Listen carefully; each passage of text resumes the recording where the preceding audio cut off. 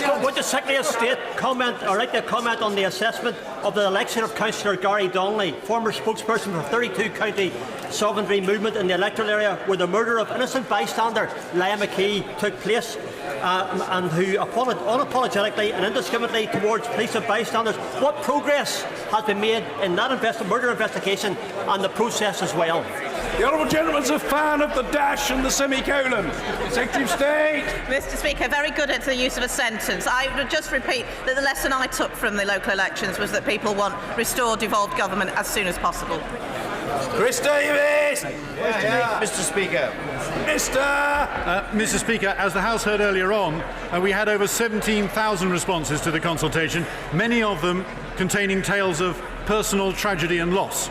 So I hope everyone will understand the need to consider them all respectfully and carefully. The process is almost finished, and I hope we will be able to publish an analysis of the views they contain. Order. This is very unfair on the Minister who's answering a question about the legacy of Northern Ireland's past. This is a matter of the utmost seriousness and solemnity, and I think that the Minister and the questioner should be accorded respect. The Minister. Thank you, Mr. Speaker. I was just finishing my remarks by saying the process of considering those tragic submissions is almost finished. I hope we will be able to publish an analysis of the views they contain very soon. Chris Davis. Thank you, Mr. Speaker. Does my honourable friend agree that we must listen carefully to this consultation? And does he agree with the words of the Secretary of State in the foreword to the consultation, where she stated amnesties are not the right approach and believe that justice should be pursued? Mr. Speaker, yes, I do. I mean, any solution must allow both Unionists and Republicans to achieve closure, and for all of Northern Ireland to draw a line and move on. Otherwise, it will not last. We've been working closely with the political parties in Northern Ireland, as well as colleagues across both houses, on the way forward. And last week, the Secretary of State met the Victims Commissioner and legacy groups as well. Tony Lloyd. Mr. Speaker, a part of the dark past of Northern Ireland is also the question of historical institutional abuse. The Secretary of State has said that she now intends to act. The victims groups this week called on her to stand down and resign. She needs to regain their confidence. She needs to give a very clear timetable as to when she will take action in this House and elsewhere.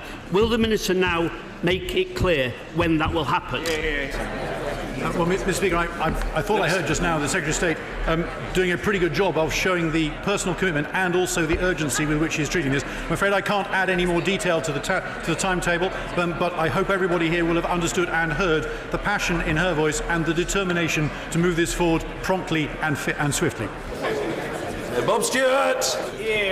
Number 9, Mr. Speaker. Minister. Mr. Speaker, my honourable and gallant friend gave a very powerful speech on this on Monday, and I would encourage anybody here who hasn't heard it to go back and listen again. I think we both agree, he and I, that the current situation isn't working for anyone. The question isn't whether things need to change, because they clearly do, but how. So we have laws which work for police veterans as well as armed forces, for unionists and for nationalists, for victims and their families on all sides of the community, and which bring truth and justice and closure, so society can move on. We will bring forward proposals as soon as possible. Bob Stewart. As an ex-soldier, now a Member of Parliament, I'm ashamed.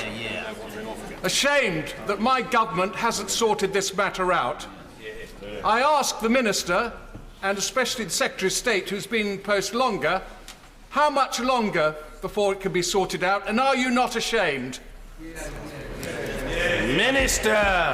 Mr. Speaker, my honourable and gallant friend, having served himself in Northern Ireland, speaks with huge authority in this area, and I suspect this is something which successive governments need to share some blame for failing to fix over many years, and it is clearly, as I said in my initial answer, a situation which cannot be allowed to continue. It is not right, it is not just, and it must be sorted out as promptly as it can. On that, I hope I'm sure that he and I both agree.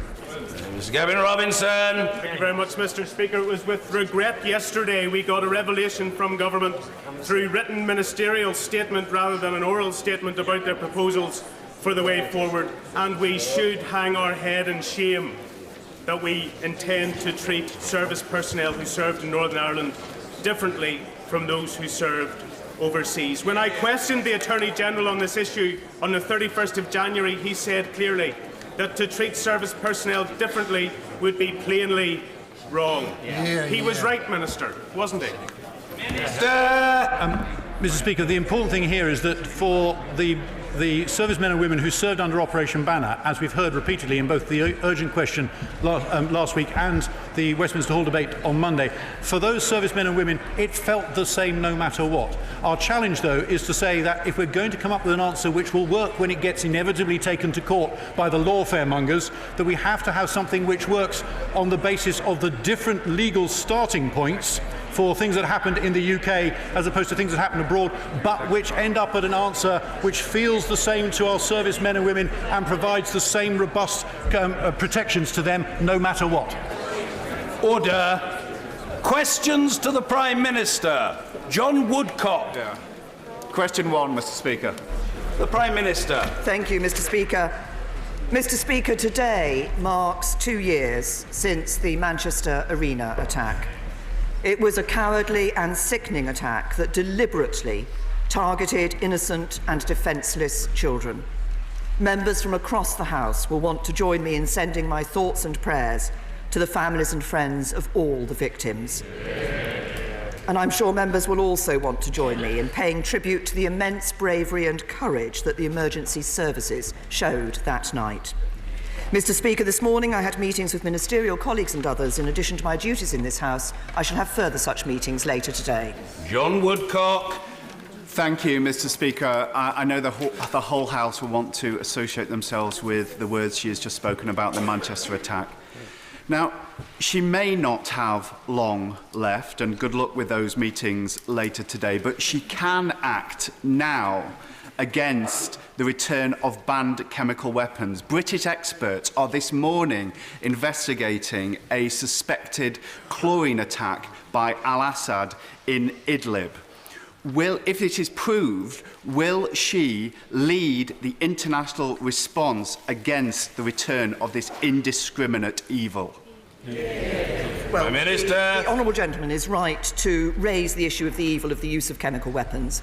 We, of course, acted in Syria with France and the United States when we saw chemical weapons being used in Syria. We, of course, suffered the use of chemical weapons here on the streets of the United Kingdom and took a robust response supported by our international friends and allies. And we condemn all use of chemical weapons.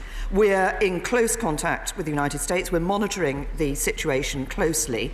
And if any use of chemical weapons is confirmed, we'll respond appropriately. But our position is clear. We consider Assad incapable of delivering a lasting peace, and his regime lost its legitimacy due to its atrocities against its own Syrian people. Antoinette Sandbat. Thank you, Mr. Speaker. Does the Prime Minister agree that energy efficiency measures are critical in tackling climate change?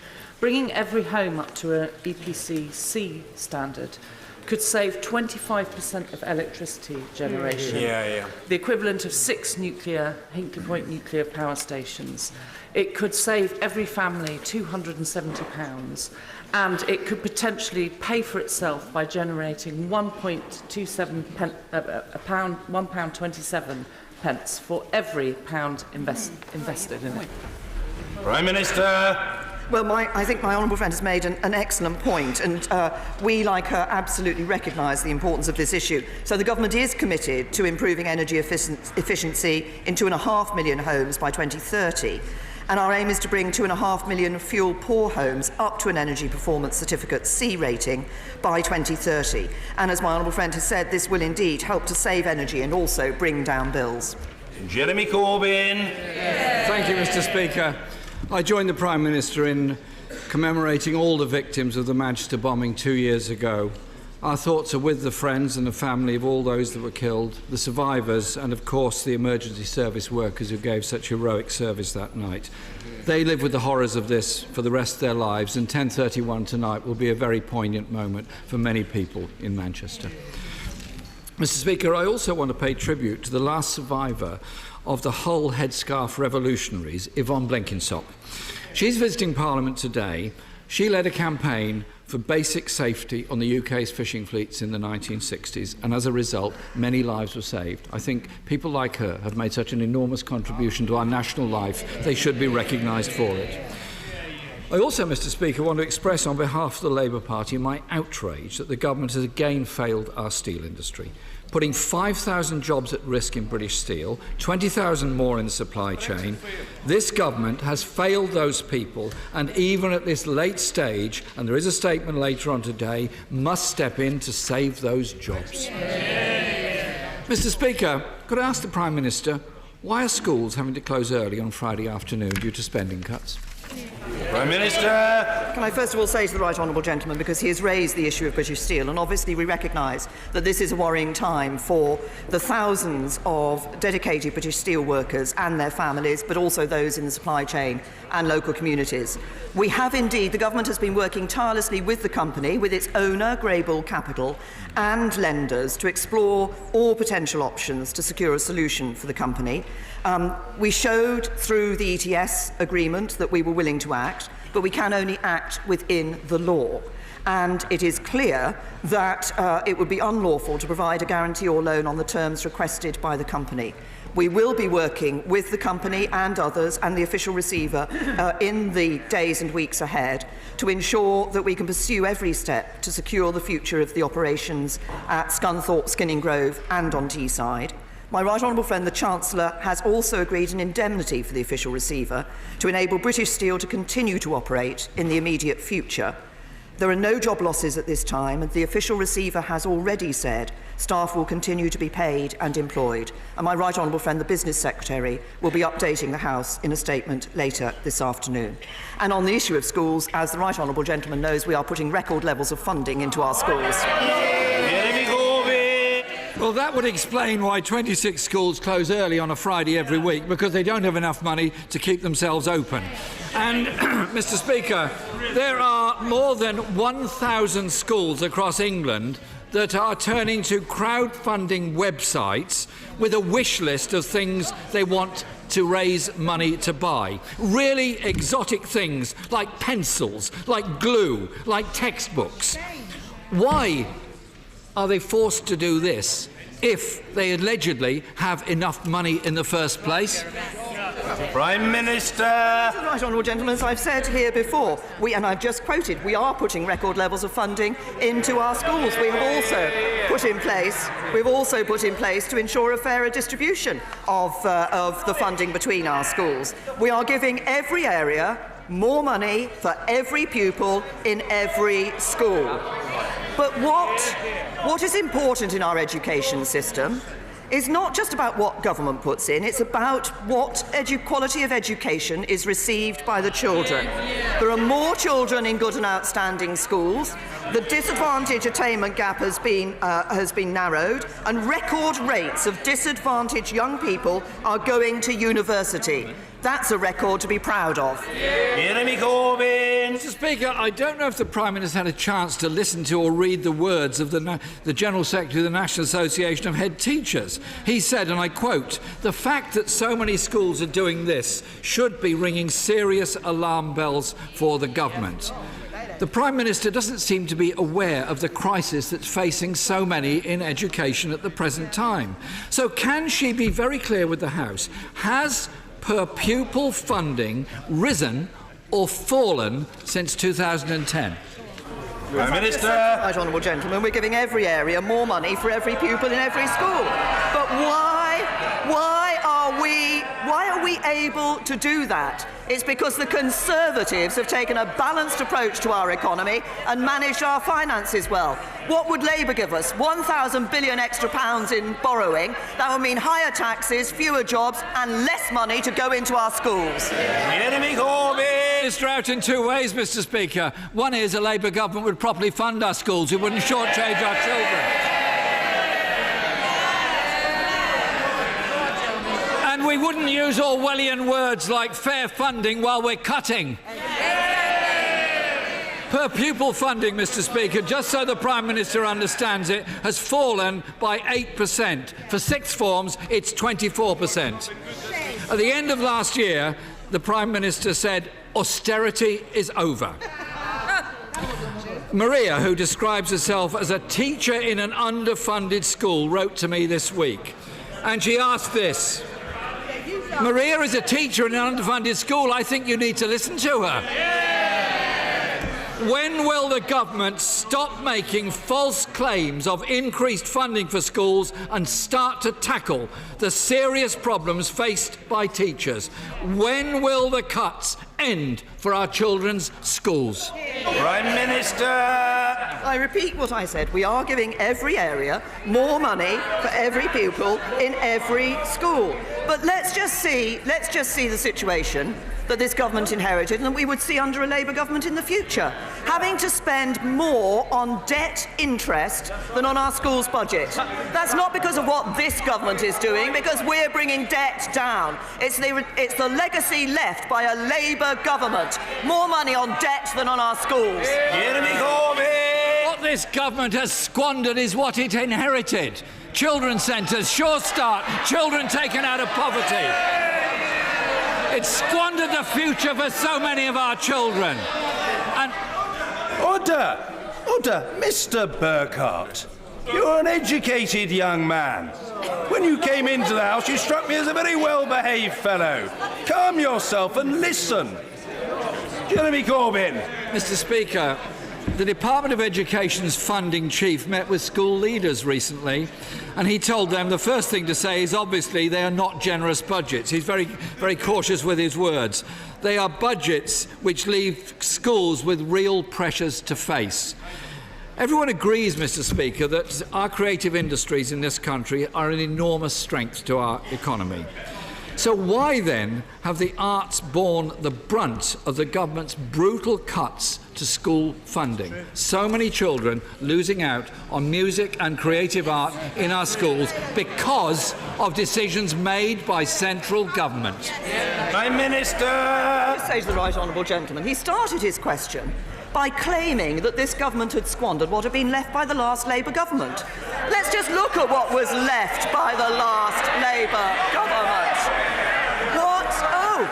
Oh, they don't want to be reminded what they left in the last time they were in government. What did the last Labour government leave? Unemployment higher than when it went into office. What did the last Labour government leave? The biggest deficit in our peacetime history. And what were we told by the departing Chief Secretary to the Treasury? Under Labour, there is no money left. Jeremy Corbyn! My question, Mr. Speaker, was actually about funding for arts and creative subjects in schools. A survey has shown that 9 out of 10 secondary schools have cut back on lesson time, staff or facilities in at least one of the creative arts subjects. Are the artists and actors of tomorrow only to come from the private schools while she continues to cut the funding for state schools? When the Prime Minister says that school funding has been protected, she's denying, Mr. Speaker, the daily experience of teachers, parents and pupils. She's denying the incontrovertible evidence of the IFS, education bodies and teaching unions. She is actually in outright denial. And when the wealth of the richest 1,000 people has increased by £50 billion in the last year alone, don't tell us the money isn't there for our children's schools. This government has cut vital public services to give tax cuts to the privileged few.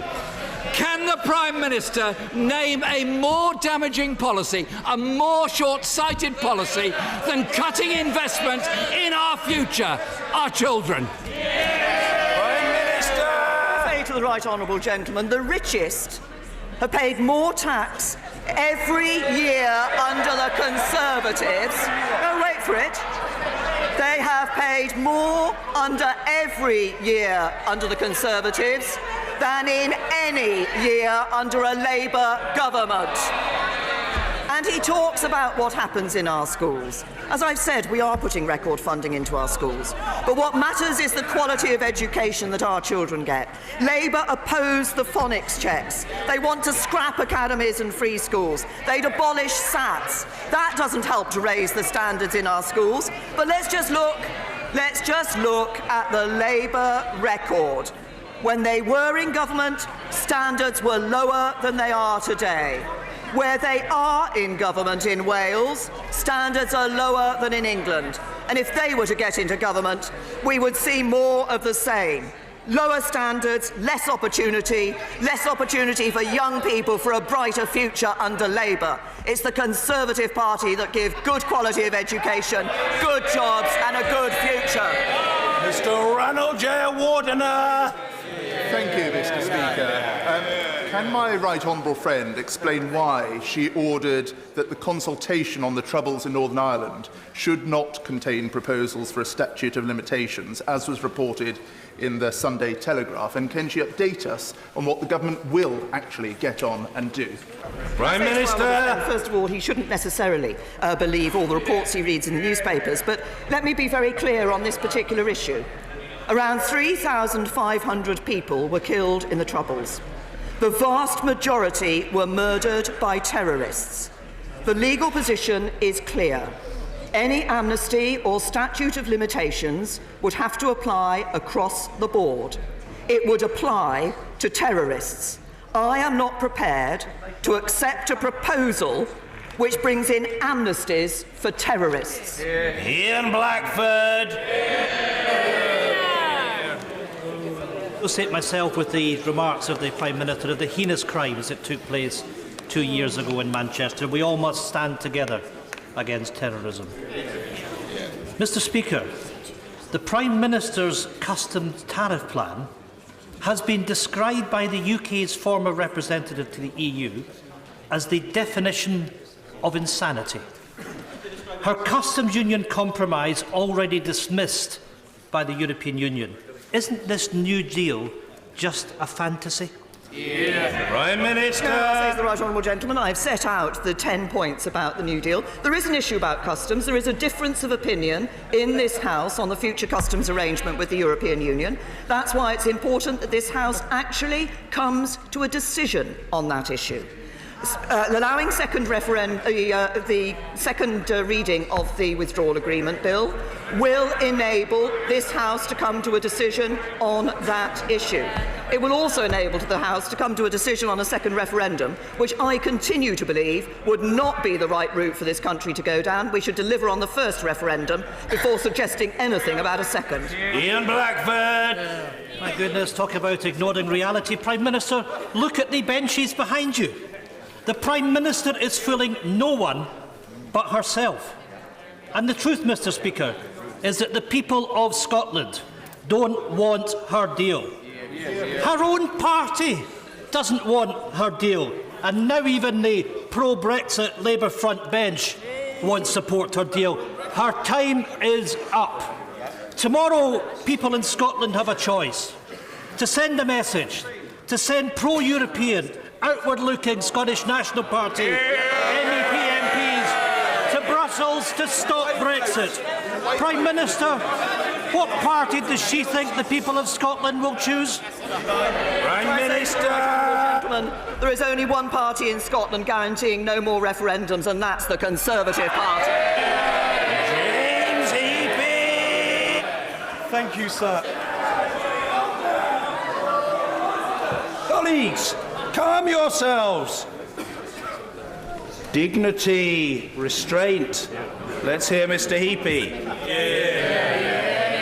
Thank you, sir. My constituent, Jackie Luxon, was 26 weeks pregnant at the time of a car crash that caused her baby to be stillborn. However, only the injuries caused to Mrs. Luxon and their older daughter were relevant when charging and subsequently sentencing the driver whose dangerous driving caused the crash. The baby, Grace, got no justice at all.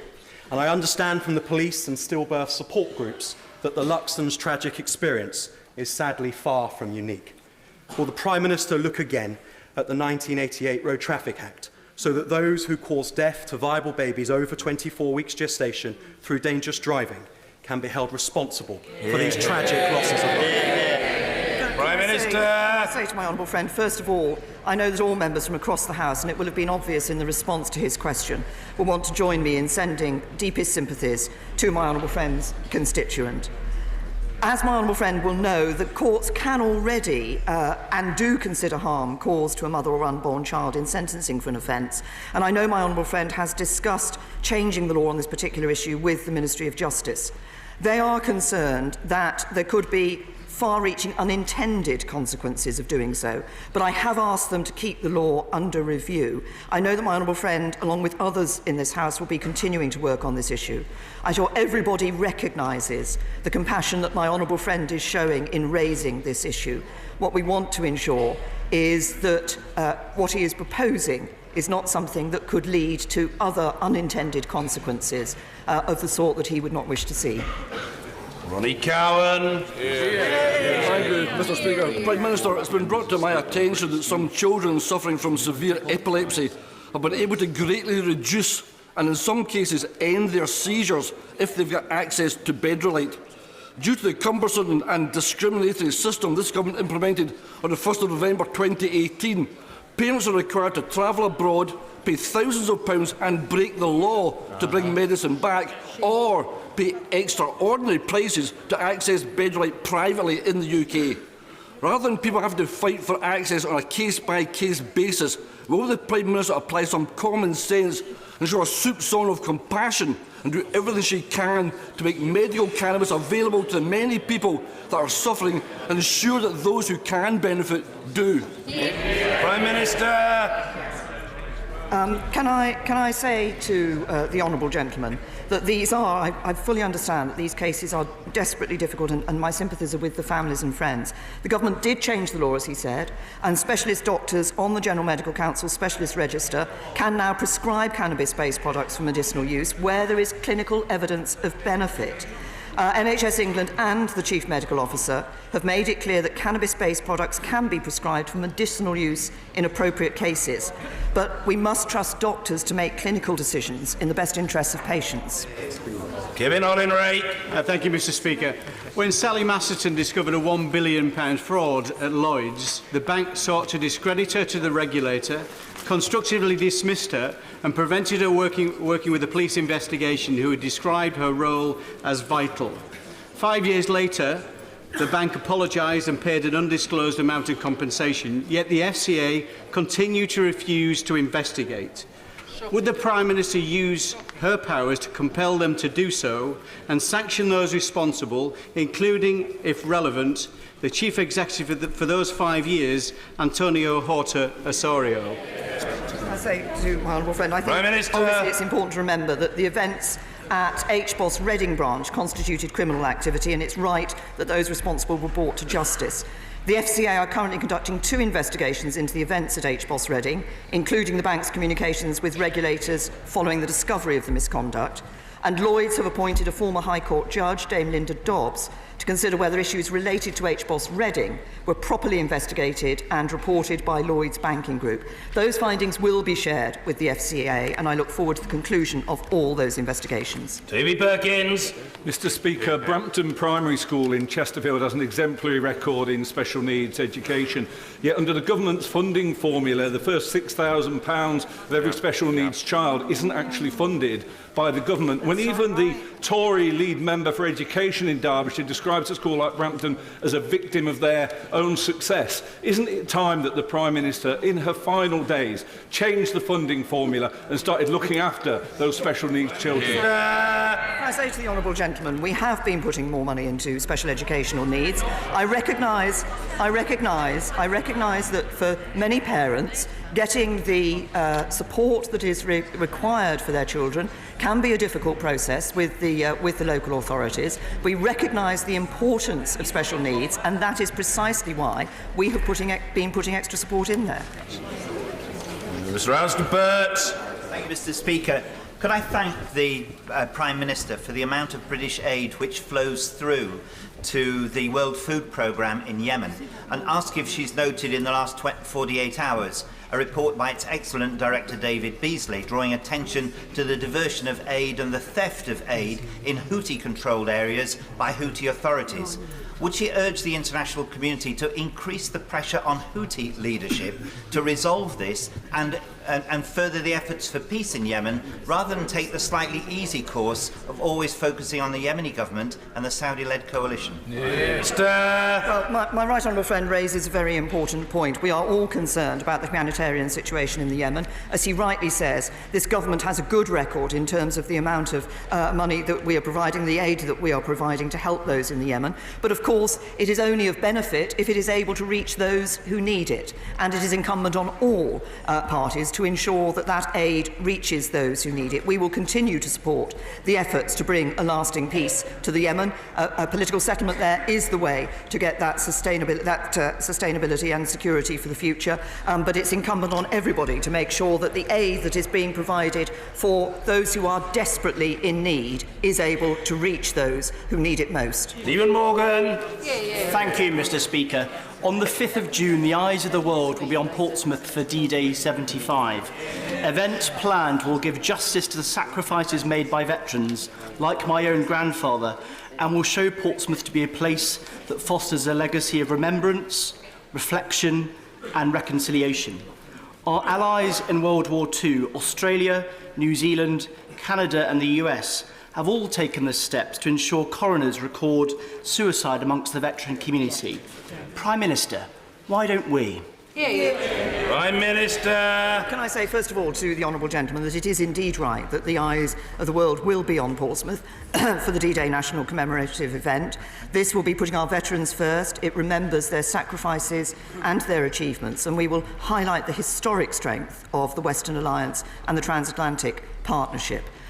He's raised a specific issue in relation to the coroner's reports, and I will write to him in response to that. But can I say that I look forward, as do others, to being in Portsmouth to commemorate this very important anniversary. Mr. Ian Duncan-Smith. Mr. Speaker, 43 years ago, I, like many others, was ordered to serve in Northern Ireland to keep the peace by terrorists attacking and killing civilians in Northern Ireland. Many of my colleagues and others did not come back, including one, Robert Nairac, a friend, who was tortured, murdered, and whose body has never been found, nor his murderers ever been brought to justice. I simply say to my right honourable friend that in answer to our honourable friend's earlier question, she talked about an amnesty. I must tell her that none of those who served have called for an amnesty. What they have called for is fairness and justice. Many, many old veterans now are finding, having been cleared decades ago, that the PSNI is now proceeding against them with no new evidence. Can I please ask her, will she answer me, how is it that I can say to my old colleagues that this government has not abandoned them? Prime Minister. My right honourable friend, we absolutely value the service that he and others did in Northern Ireland. This was a very difficult time for a part of the United Kingdom, and the work that the police did and that the armed forces did in Northern Ireland during that time was absolutely crucial. We are pleased that we've seen the peace that has come since the Belfast Good Friday Agreement, but there was obviously much injury and loss of life during the Troubles. As I indicated earlier, around 3,500 people were killed during the Troubles. The vast majority of those were murdered by terrorists. My right honourable friend talks about a fair and just system. We want to ensure that there is a fair and just system that is working across the board to deal with these legacy issues. But what is happening at the moment is that there is a disproportionate emphasis in terms of cases that involve the police and the armed forces. There are cases involving terrorists that are being looked into, but I think people would recognise that there is a disproportionate emphasis on the police and armed forces. What is important is that we therefore bring in a system which has full support and which will enable people to see that fairness and justice being applied. That is what the Secretary of State for Northern Ireland is working on. She has been working on that with the various political parties in Northern Ireland, and it is what we will, in due course, put forward. We recognise the sacrifice and the bravery and determination of our armed forces and the work they did in Northern Ireland. And we too want to see fairness and justice. Karen Bach. Speaker, it took time to get there, but the Prime Minister has now recognised that a no-deal Brexit is not a viable option. But she knows, as well as the rest of us, that many of her potential successors do not feel the same way. So can she tell us whether she agrees with her Brexit Secretary, amongst others, who thinks that we should be spending the coming months stepping up preparations for a no-deal Brexit, or with her Chancellor, who has issued an edict that no more Treasury money should be spent on preparing for a no-deal Brexit? Prime Minister. As the Honourable Lady knows, there is only one way of this House ensuring that we leave the European Union without no deal, and that is to leave with a deal, and that is to support the second reading of the Withdrawal Agreement Bill and take that process through this House. But the Honourable Lady, I'm sure, also knows that the legal default position continues to be no deal. Were we to get to the 31st of October situation, I want us to leave the EU before then, but were we to get to the 31st of October position, it will be a matter for the 27, not just for this country, to determine whether there was no deal or not, and that is why it is absolutely right that the government is continuing to make preparations for no deal. Charles Walker. Thank you very much, Mr. Speaker. Mr. Speaker, like so many people in this chamber, I want to see more monies for schools, hospitals, the police and transport. Is not the best way of doing this to agree a deal that allows us to legally exit the EU, thereby unlocking 3 years of pent-up investment sitting on the sidelines, seeking certainty that the Prime Minister is trying to deliver, and this party should be trying to deliver. Prime Minister. Well, my honourable friend is absolutely right. There is pent-up investment there. There are companies who've been holding investment back until they see the Brexit deal being resolved. And it is important that we do see that deal going through this House. Supporting the Withdrawal Agreement Bill is the way to ensure that we deliver the Brexit that the people voted for, and we do it in a way that Conservatives stood on in their manifesto at the last election, and actually that the Labour Party members stood on in their manifesto at the last election. Once we are over this, once we have left the European Union, then we will be able to take advantage not only of the deal dividend, but of that increased investment and see that bright future for our country. Jeff Smith. Mr. Speaker, as a Manchester MP, can I thank the Prime Minister and the Leader of the Opposition for their words of remembrance for the victims of the terrorist attack in our city 2 years ago. In the light of concerns expressed about delays in accessing compensation and the amounts offered to victims following the attack, will the Government give consideration, when the Criminal Injuries Compensation Scheme is reviewed this year, to establishing a separate government funding pot for victims of terrorist attacks, so it doesn't have to be taken from the Criminal Injuries Compensation Authority funding, and so we can give more flexible and immediate support to victims of terror attacks? Prime Minister. Yes. Well, the honourable gentleman has raised a very important point, and I recognise the force with which he's raised that and concern he has for those who were the victims of that terrible attack. And of course, sadly, in this country, we have seen too many people being victims of terrorist attacks. The Lord Chancellor has indicated that the Ministry of Justice is reviewing this situation. He has heard the specific proposal that the honourable gentleman has put forward, and I'm sure we'll take that into account in that review. Maria Caulfield. Thank you, Mr. Speaker. Returning to Northern Ireland, it's now 2.5 years that there's been no devolved government in Northern Ireland, and every week on the Northern Ireland Affairs Select Committee we hear about the impact of this on ordinary people, whether it's on quality issues, whether it's funding for the PSNI, whether it's a pay rise for teachers who are paid 6% less than there are teachers in the rest of the United Kingdom. Northern Ireland is being left behind. Will the Prime Minister do all she can to restore devolution before the end of the year? Prime Minister. Can I give my honourable friend that reassurance? I am as keen as she is to ensure that we see the restoration of devolution in Northern Ireland. I believe that recently all the parties have come together with talks with the Secretary of State and as appropriate, the Irish Government, and are ensuring that those talks are continuing. Obviously, there are issues that need to be addressed, concerns from the political parties on different issues. Those need to be overcome such that we can see devolution restored, because as my honourable friend says, this is a matter for the people of Northern Ireland, and to ensure they have a devolved government that can ensure that good governance in Northern Ireland. Thank you, Mr. Speaker. On 2 previous occasions, I've asked the Prime Minister to do more to support the victims of the leasehold scandal. Now that she's about to move house anytime soon, will the PM give that a little more focus and urgently address this issue and give leaseholders justice? Prime Minister. Honourable gentlemen, we have been listening to those who've raised concerns about this particular issue. Last year, of course, my right honourable friend, the Housing Secretary, announced no new government funding scheme will be used to support the unjustified use of leasehold for new houses. We have had a technical consultation on how to improve the market for consumers. We're analysing the responses to that. We'll respond to that and the recent Select Committee report on leasehold reform shortly, and we will introduce legislation in due course. Patterson. Mr. Speaker, in reply to my right honourable friend for Chingford and Woodford Green, the Prime Minister quite rightly paid tribute to the 300,000 security personnel who, through their courage, professionalism and skill, maintained the rule of law, without which the Belfast Agreement would never have been signed. Correct. But she didn't quite answer his question. None of those people who served defending the rule of law want a blanket amnesty. What they want is a categorical assurance that the prosecuting authorities, within the existing framework of law, will not bring forward a fresh process, and that it is categorical, clear new evidence, and there is an assurance, and no doubt whatever, that a fair trial will proceed. Well, can I say Prime to my Minister. right honourable friend, I absolutely appreciate the point that he and our right honourable friend, the member for Chingford and Wood Green, has made in relation to this issue. The problem we face in Northern Ireland is that there have been a number of processes which have been aiming to deal with these issues and justice in relation to these deaths during the Troubles.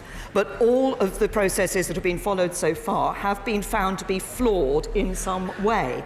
That is why it is necessary to go through this, the work that we have been doing, to find a process that will not be flawed, that will be legally supportable, and that will enable the fairness and justice that we all want to see to be brought to the fore. Laura Smith. Thank you, Mr. Speaker. During the 2017 election campaign, the Prime Minister acknowledged that our social care system is broken and promised to fix it. Yet, the CEO of a care provider in Crewe and Nantwich recently told me that the decision to cut sleep-in pay for care workers by up to £400 a month is a direct result of underfunding in the care sector. Will the Prime Minister consider bringing legislation to ensure sleep-in shifts attract at least the national living wage and provide the necessary funding to local authorities so that it is possible to give care workers the pay that they deserve? Prime Minister. This issue of sleeping cover and pay for sleeping cover has been one that the government has been dealing with. We have had to address this as a direct result of a court case that was taken. We have been responding to that court case. I recognise the issue about the question of pay for sleeping cover, and it's one. And in relation to the wider issue of social care, yes, we are going to bring forward proposals in relation to social care. We want to ensure that we have a sustainable social care system for the future. Pauline Latham. Would the Prime Minister welcome with me the launch of Radio Reminisce, a fantastic new dementia-friendly radio? It's a subscription-based radio service designed to help and comfort people over 70 with early onset dementia, produced and developed in Belper in my constituency. Prime Minister. Can I say to my honourable friend, first of all, I thank her for raising this issue and for raising the issue of support, particularly with people with early onset dementia, and for highlighting this new radio service. As she will know, the government is committed to double spending on research in dementia by 2020. But in relation to the radio service, this is obviously a very practical way of providing support for people with early onset dementia, and I'm happy to join my honourable friend in welcoming this excellent radio service. I'm sure it's going to provide very important help to those who are suffering with dementia. Thank you, Mr. Speaker. The Prime Minister must be considering her legacy, and she said she wanted to correct burning injustice. So will she commit to supporting legislation such as that proposed by my honourable friend, the member for Kingston upon Hull North, so that abortion in Northern Ireland becomes a health, not a criminal matter, and that as soon as possible women have equal rights across the whole of the United Kingdom?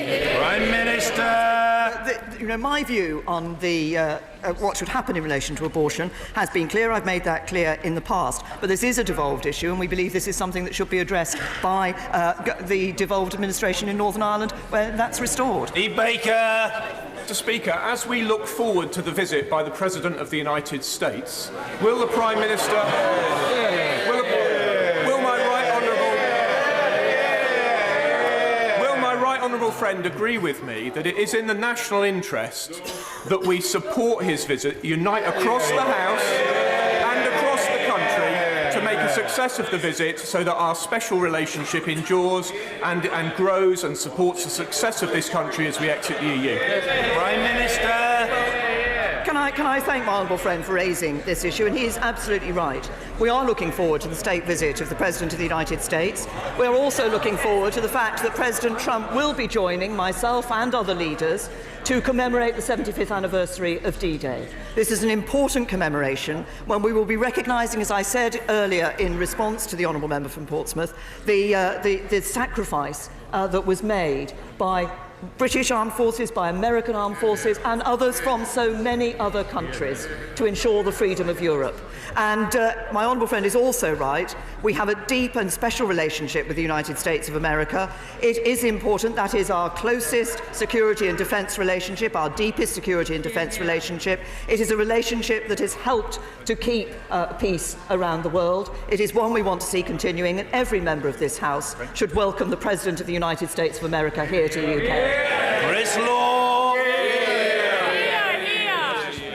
We have repeatedly heard from the Prime Minister, and it would be, and I quote, an unforgivable breach of trust in our democracy if we fail to deliver Brexit.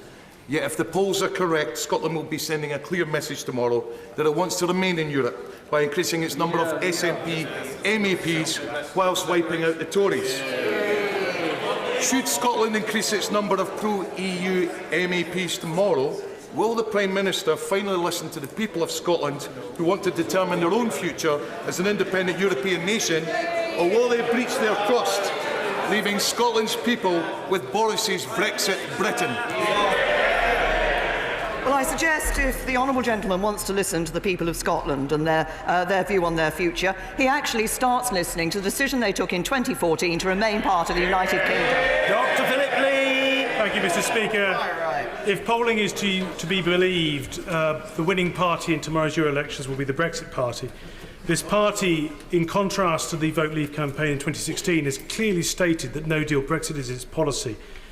On the basis of normal turnout, that means that between 6 and 7 million people will have voted for no deal, which begs the question, what of the other 10 million Brexit voters in 2016?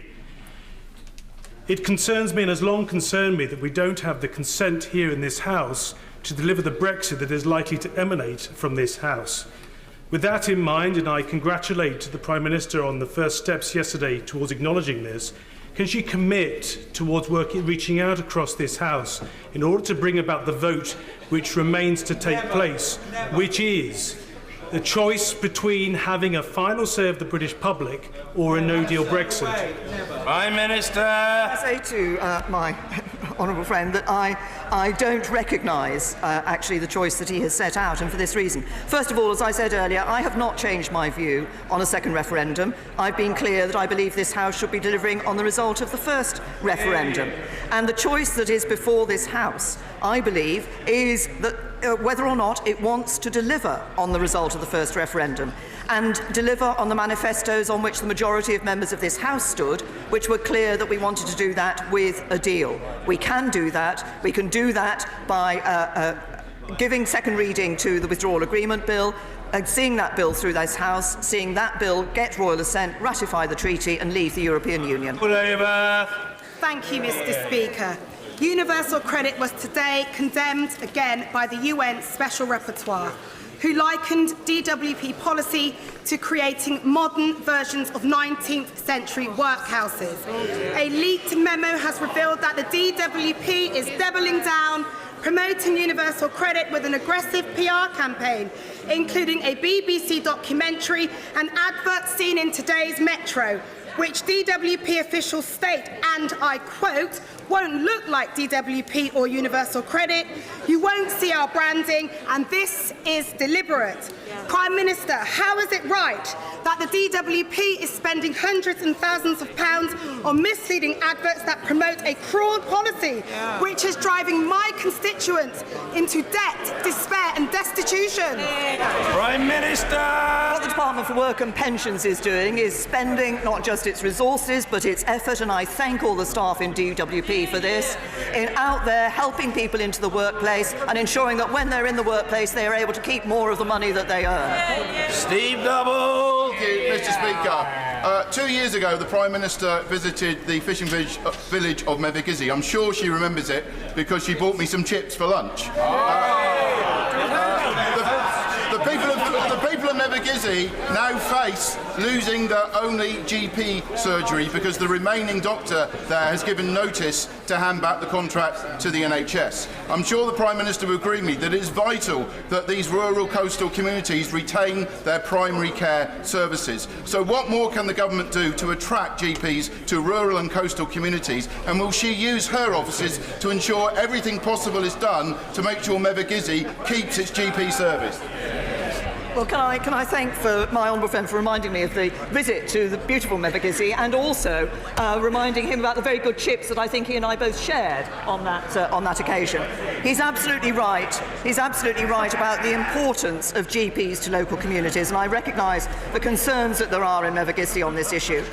What we are doing is giving additional incentives to attract GP trainees into areas that are previously hard to recruit areas, such as rural and coastal communities. But I'm sure that a minister from the Department of Health and Social Care will be happy to meet my honourable friend to discuss this particular issue. Thank you, Mr. Speaker. For over 2 years now, the victims and survivors of historical institutional abuse in Northern Ireland have been waiting for justice and compensation following the independent report of Mr.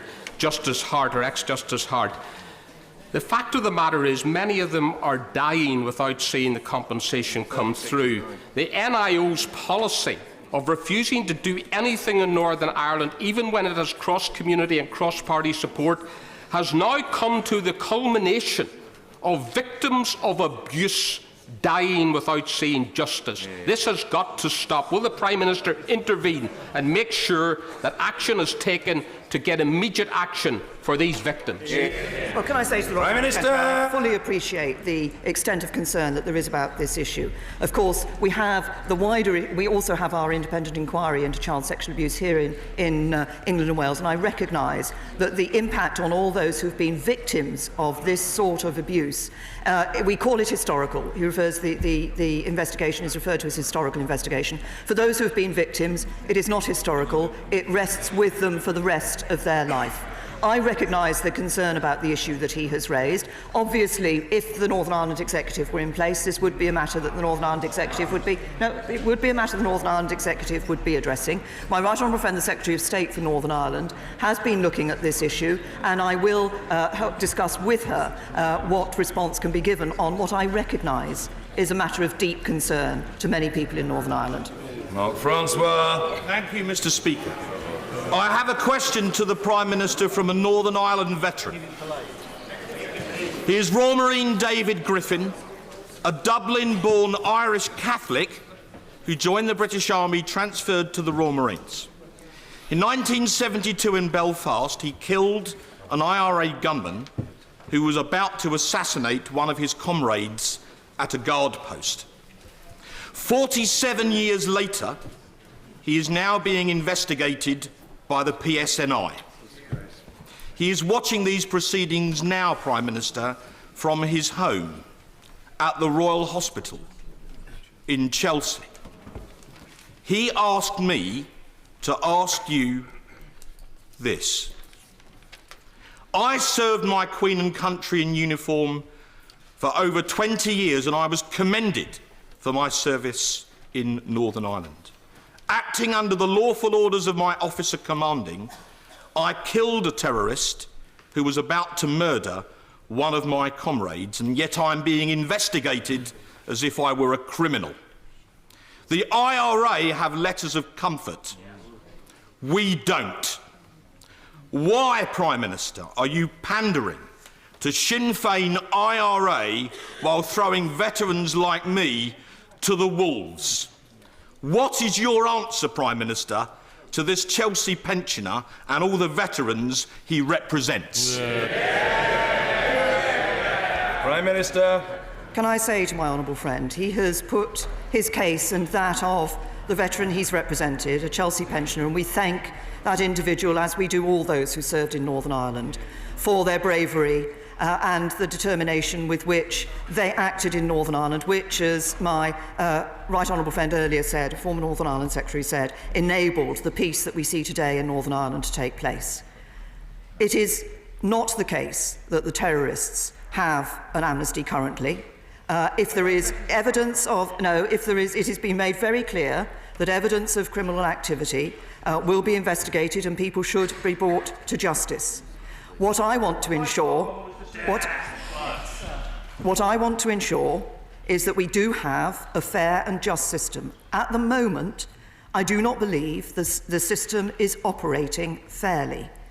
I don't want to see a system where there is an amnesty for terrorists. I want to see a system where investigations can take place in a lawful manner, where the results of those investigations can be upheld and will not be reopened in the future.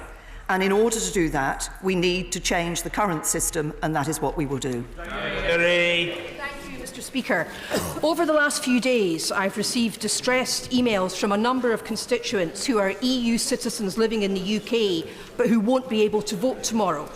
Their predicament arises because of the Prime Minister's government's late decision to participate in the elections, which didn't give many EU citizens enough time to fill out the necessary form declaring that they won't be voting elsewhere. Will the Prime Minister use all the power of her office to take immediate steps this afternoon to make sure that the necessary form is made available at polling stations tomorrow so that EU citizens living in the United Kingdom won't be disenfranchised? Well, can I say to the Honourable Lady that we take every step to make sure that those who are entitled to vote in elections are indeed able to do so. But can I just say, she says it was a late decision by the government to enter into the European elections. Of course, that decision was taken because of a decision by this House not to agree on the 29th of March that we would agree the deal such that it would not have been necessary to hold European elections. Johnny Mercer. Thank you very much, Mr. Speaker. I think the Prime Minister in this House is beginning to understand the level of fury of veterans in this country when it comes to their treatment by this place over the years. But the most disturbing part of last weekend is this insinuation of equivocation between those who got up in the morning to go and murder women and children and civilians, and those who donned a uniform to go and protect the Crown. Can the Prime Minister take this opportunity now to tell the nation she sees no equivocation whatsoever between those two groups, and that the line that preferential treatment should not be given to veterans is not right? Can I say to my honourable friend, it is absolutely clear, I would have hoped from everything that I have said at this dispatch box, that I value the sacrifice, the bravery, the commitment of our armed forces, whose work in Northern Ireland, alongside the police in Northern Ireland and others, enabled us to get to the stage today that we have the Belfast Good Friday Agreement and the peace that we have had in Northern Ireland for many years now, and long may that continue. There is no question of equating that bravery and that sacrifice with the acts of terrorists. But what I would also say to my honourable friend is that what he is, I think, from implication of his question, urging me to do is to put into place a system which would equate terrorists with members of the armed forces.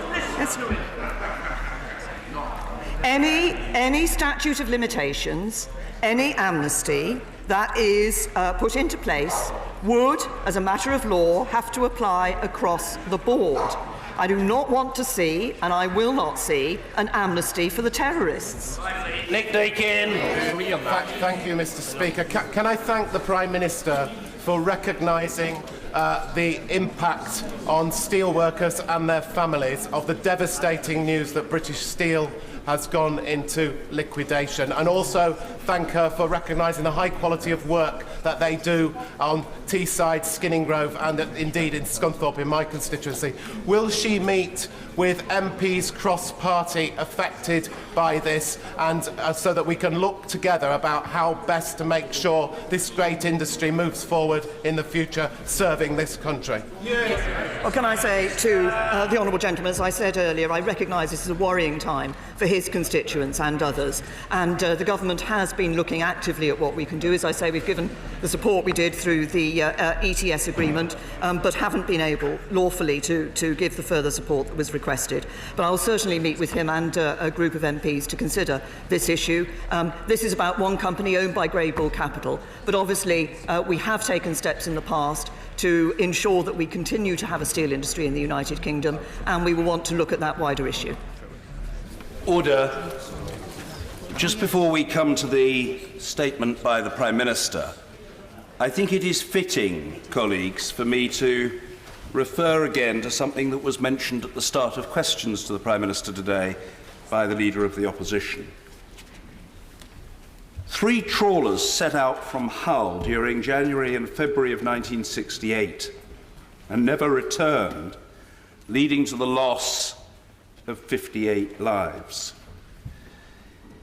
Yvonne Marie Blenkinsop is the last surviving member of a group of women from Hull who became known following that tragedy as the Headscarf Revolutionaries. The women campaigned for better protection for their husbands, fathers, brothers and sons. Through their actions, countless lives have been saved. I am reliably informed that Yvonne Marie Blenkinsop is with us today observing our proceedings. We salute her and her fellow women, and we extend the warmest welcome to her to the House of Commons.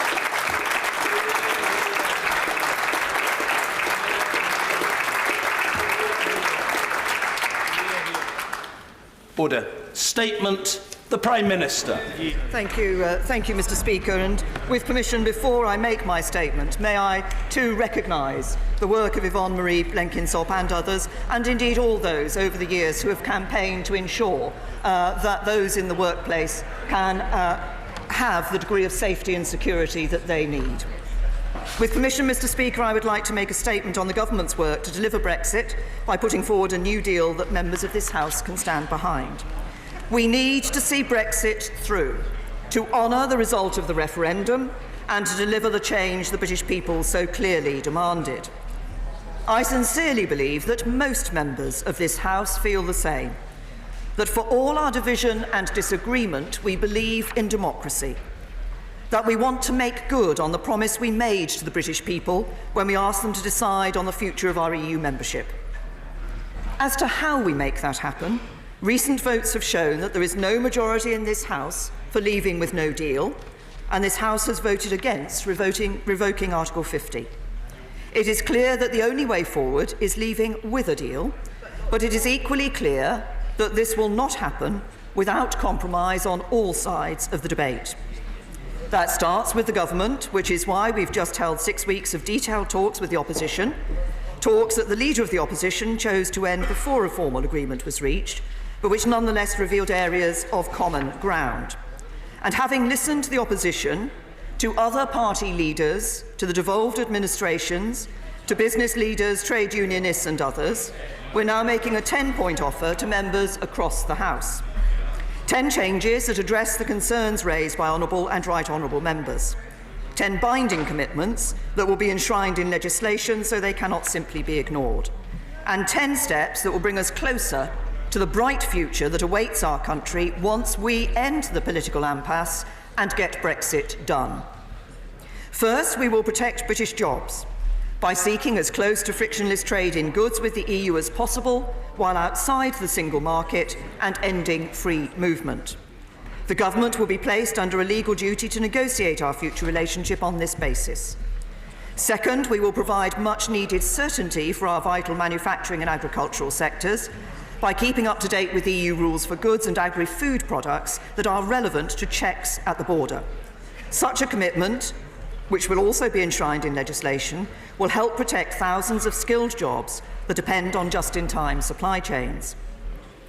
Third, we will empower Parliament to break the deadlock over future customs arrangements.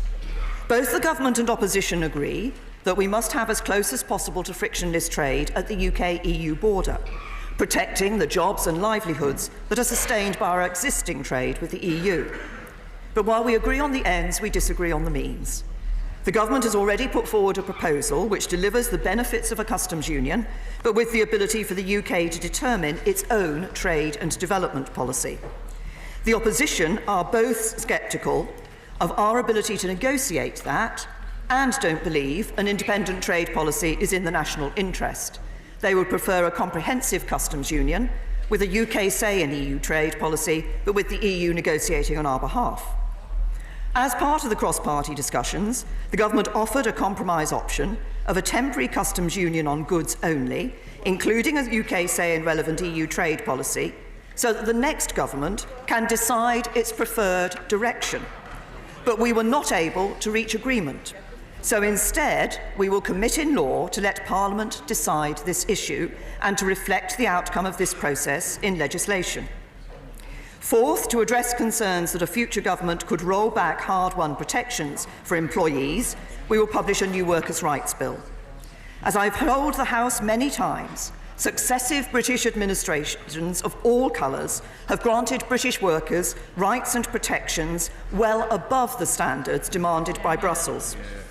But I know that people want guarantees, and I'm happy to provide them. If passed by Parliament, this bill will guarantee that the rights enjoyed by British workers can be no less favourable than those of their counterparts in the EU, both now and in the future. And we will discuss further amendments with trade unions and business. Fifth, the new Brexit deal will also guarantee there will be no change in the level of environmental protection when we leave the EU, and we will establish a new and wholly independent Office of Environmental Protection, able to uphold standards and enforce compliance. Sixth, the Withdrawal Agreement Bill will place a legal duty on government to seek changes to the political declaration that will be needed to reflect this new deal. I'm confident we will be successful in doing so. Seventh, the government will include in the Withdrawal Agreement Bill, at introduction, a requirement to vote on whether to hold a second referendum. I've made my own view clear on this many times. I am against a second referendum. We should be implementing the result of the first referendum, not asking the British people to vote in a second one. What would it say about our democracy if the biggest vote in our history were to be rerun because this House didn't like the outcome? What would it do to that democracy, and what forces would it unleash? But I recognise the genuine and sincere strength of feeling across the House on this important issue. So to those MPs who want a second referendum to confirm the deal, I say you need a deal and therefore a withdrawal agreement bill to make it happen. Let it have its second reading and then make your case to Parliament. If this House votes for a referendum, it would be requiring the government to make provisions for such a referendum, including legislation if it wanted to ratify the withdrawal agreement. Eighth, Parliament will be guaranteed a much greater role in the second part of the Brexit process, the negotiations over our future relationship with the EU. In line with the proposal put forward by the honourable members for Wigan and Stoke-on-Trent Central, the new Brexit deal will set out in law that the House of Commons will approve the UK's objectives for the negotiations, and MPs will also be asked to approve the treaty governing that relationship before the government signs it. Ninth, the new Brexit deal will legally oblige the government to seek to conclude the alternative arrangements process by December 2020, avoiding any need for the Northern Ireland backstop coming into force. This commitment is made in the spirit of the amendment tabled by my honourable friend, the member for Altrincham and Sale West, passed by this House on the 29th of January. And while it is not possible to use alternative arrangements to replace the backstop in the withdrawal agreement, we will ensure they are a viable alternative. And finally, 10th, we will ensure that, should the backstop come into force, Great Britain will stay aligned with Northern Ireland. We will prohibit the proposal that a future government could split Northern Ireland off from the UK's customs territory, and we will deliver on our commitments to Northern Ireland in the December 2017 joint report in full. We will implement paragraph 50 of the joint report in law. The Northern Ireland Assembly and Executive will have to give their consent on a cross-community basis for new regulations which are added to the backstop. And we will work with our confidence and supply partners on how these commitments should be entrenched in law, so that Northern Ireland cannot be separated from the United Kingdom. Following the end of EU election purdah, the Withdrawal Agreement Bill will be published on Friday, so the House has the maximum possible time to study its detail. If Parliament passes the bill before the summer recess, the UK will leave the EU by the end of July. We will be out of the EU political structures, out of ever closer union. We will stop British laws being enforced by a European court. We will end free movement. We will stop making vast annual payments to the EU budget. By any definition, that alone is delivering Brexit. And by leaving with a deal, we can do so much more besides. We can protect jobs, guarantee workers' rights, maintain the close security partnerships that do so much to keep us all safe. We will ensure that there is no hard border between Northern Ireland and Ireland. And we can bring an end to the months, years of increasingly bitter argument and division that have both polarised and paralysed our politics. We can move on, move forwards, and get on with the jobs we were sent here to do, what we got into politics to do. That is what we can achieve if we support this new deal. Reject it, and all we have before us is division and deadlock. We risk leaving with no deal, something this House is clearly against. We risk stopping Brexit altogether, something the British people would simply not tolerate. We risk creating further divisions. We risk creating further divisions at a time when we need to be acting together in the national interest.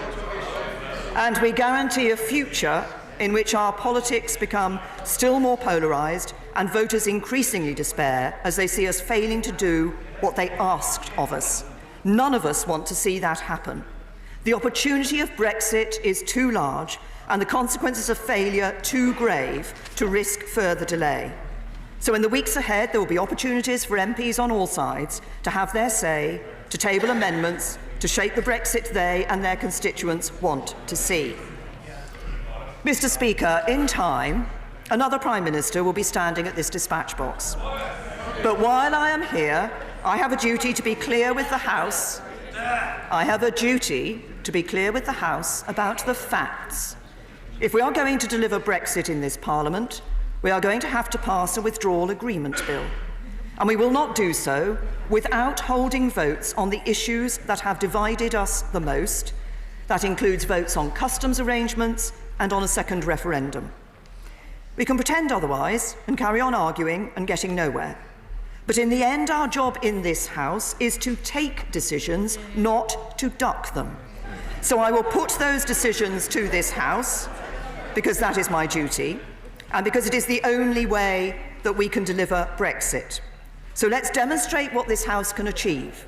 Let's come together, honour the referendum, deliver what we promised the British people, and build a successful future for our whole country. And I commend this statement to the House.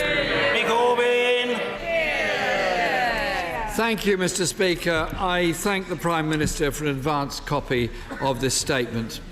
In fact, I received it yesterday when the Prime Minister made an appeal entitled Seeking Common Ground in Parliament. And where did she make that appeal? Not in Parliament, but in a small room just down the road. Mr. Speaker, it's now clear the bold New Deal the Prime Minister promised is little more than a repackaged version of her 3 times rejected deal. The rhetoric may have changed, but the deal has not. I thank the Prime Minister for her letter. It offers no change on a customs union, no change on single market alignment, and no dynamic alignment on environmental protections. This government is too weak, too divided to get this country out of the mess that they have created. For over 2 years, the Prime Minister bullishly refused to consult the public or Parliament. She did not seek a compromise until after she had missed her own deadline to leave. And by the time she finally did, she had lost the authority to deliver.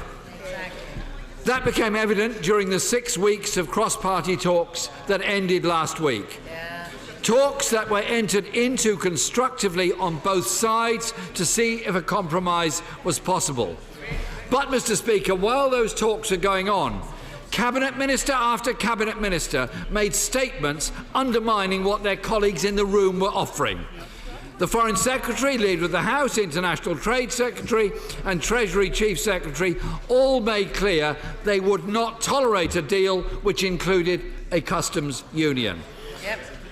While Tory leadership contender after Tory leadership contender took it in turns to make it absolutely clear that any compromise deal would not be honoured. Therefore, Mr. Speaker, no matter what the Prime Minister offers, it's clear no compromise would survive the upcoming Tory leadership contest. The multiple leaks reported from the Cabinet yesterday show the Prime Minister couldn't even get the compromise deal she wanted through her own Cabinet. And it's clear that the shrunken offer that emerged satisfied no one. Not her own backbenchers, not the DUP, and, Mr. Speaker, not the official opposition either. No Labour MP can vote for a deal on the promise of a Prime Minister who only has days left in her job. And even if the Prime Minister could honour her promises, the deal she is putting before us does not represent a genuine compromise. Her 10-point plan is riddled with contradiction and wishful thinking. Firstly, the Prime Minister pretends she's delivering something new with a temporary customs union. This isn't a compromise, it's just accepting the reality. Under the withdrawal agreement, we will already be in a temporary customs union through the transition period, which can last for up to 4 years. And if not, we will enter the backstop, which in effect keeps us in a customs union too, without any say. Secondly, why would this House legislate for a plan which has already been comprehensively rejected by the European Union? The government wants to align with the European Union on goods to keep frictionless trade, while at the same time wants to pursue trade deals which would undermine this process. It's simply not compatible. The technology they need to continue to pursue their Chequers plan simply doesn't exist. It's already been ruled by the EU as illegal, impractical, and an invitation to fraud. And, Mr. Speaker, the government has failed to provide any economic analysis to show this would make us better off. Why would the House support such a chaotic and desperate approach? Labour set out a sensible compromise plan over a year ago, including a comprehensive and permanent customs union with the EU that gives us a say, that would allow us to strike trade deals as part of the world's biggest trading bloc, bring investment while maintaining the highest standards. It's credible and achievable, and the best way to protect industry, manufacturing and jobs, something this government is woefully indifferent to, as the latest crisis in the steel industry shows today. The government must be prepared to step in and take a public stake to save thousands of high-skilled jobs at British Steel, a foundation industry for any major economy. Instead, the Tory obsession is for striking trade deals with the likes of Donald Trump. They prioritise chlorinated chicken, further NHS privatisation and deregulation over protecting supply chains and jobs in this country. On workers' rights, Mr. Speaker, we have yet to see the full package the government intends to bring forward. But many in the trade union movement remain very sceptical. As Frances O'Grady of the Trade Union Congress said yesterday, and I quote, "This reheated Brexit deal won't protect people's jobs and rights. On environmental protections, it's clear the Prime Minister is not offering dynamic alignment, and that under her proposals, the United Kingdom would fall behind in a number of areas, with only a toothless regulator under the control of the Environment Secretary in place of binding international commitments to protect our environment. Finally, Mr. Speaker, on the issue of a confirmatory vote, I'm sure nobody here will be fooled by what the Prime Minister is offering. Will the Prime Minister tell us now if this offer is genuine? Will she give her party a free vote on this issue, or will she, as before, whip against a confirmatory referendum? If the government truly believes this is the best deal for the economy and for jobs, they should not fear putting that to the people. Mr. Speaker, for too long our politics has been seen through a prism of leave or remain. This is dividing our society and poisoning our democracy. It means vital issues are being neglected, the crisis in our schools and hospitals, the housing crisis, and the cruelty of the social security policy and universal credit. Our country needs leadership to bring us together. However, this Prime Minister is not the person to do that. Throughout the last 3 years, she's made no attempt to unite the country. She's been focused only on keeping her divided party together, and it hasn't worked. And her time has now run out. She no longer has the authority to offer a compromise and cannot deliver. That's why it's time for a general election to break the Brexit deadlock and give the country a say. Hey, Minister! Thank you. Thank you, Mr. Speaker. Well, I think the game was actually given away by the right honourable gentleman when he made it absolutely clear that, as far as he is concerned, the way to get this through the House is for everybody else to compromise to his plan and only his plan. In his statement, he was very clear that he was not making any proposals to compromise. The government has indeed compromised. We have recognised that there are issues on which this House will need to decide, and that is the plain fact. There are different opinions across this House on the two key issues of the future customs arrangement and the second referendum. I've made my position very clear on these. The government has set out its position, but it is for this House to decide, and the best vehicle to do this is within the Withdrawal Agreement Bill. So then this House can finally make its mind up as to what it wants the future customs arrangement to be, and as to whether it thinks there should be a second referendum. He talks about free votes on a second referendum. Well, of course, in the indicative vote process that went through, we did indeed give Conservative members a free vote on this issue, and the second referendum was rejected across the House. He talks about he has some inaccurate comments. He talked about the environmental regulator. It will be an independent body which is able to hold the government to account on the issue of environmental standards. I think he showed his blinkered view on trade when what he sets out is, as far as he seems to be concerned, the only people he wants to trade with are European Union. Actually, what we want to see is a good trade deal with the EU and good trade deals with other countries around the world.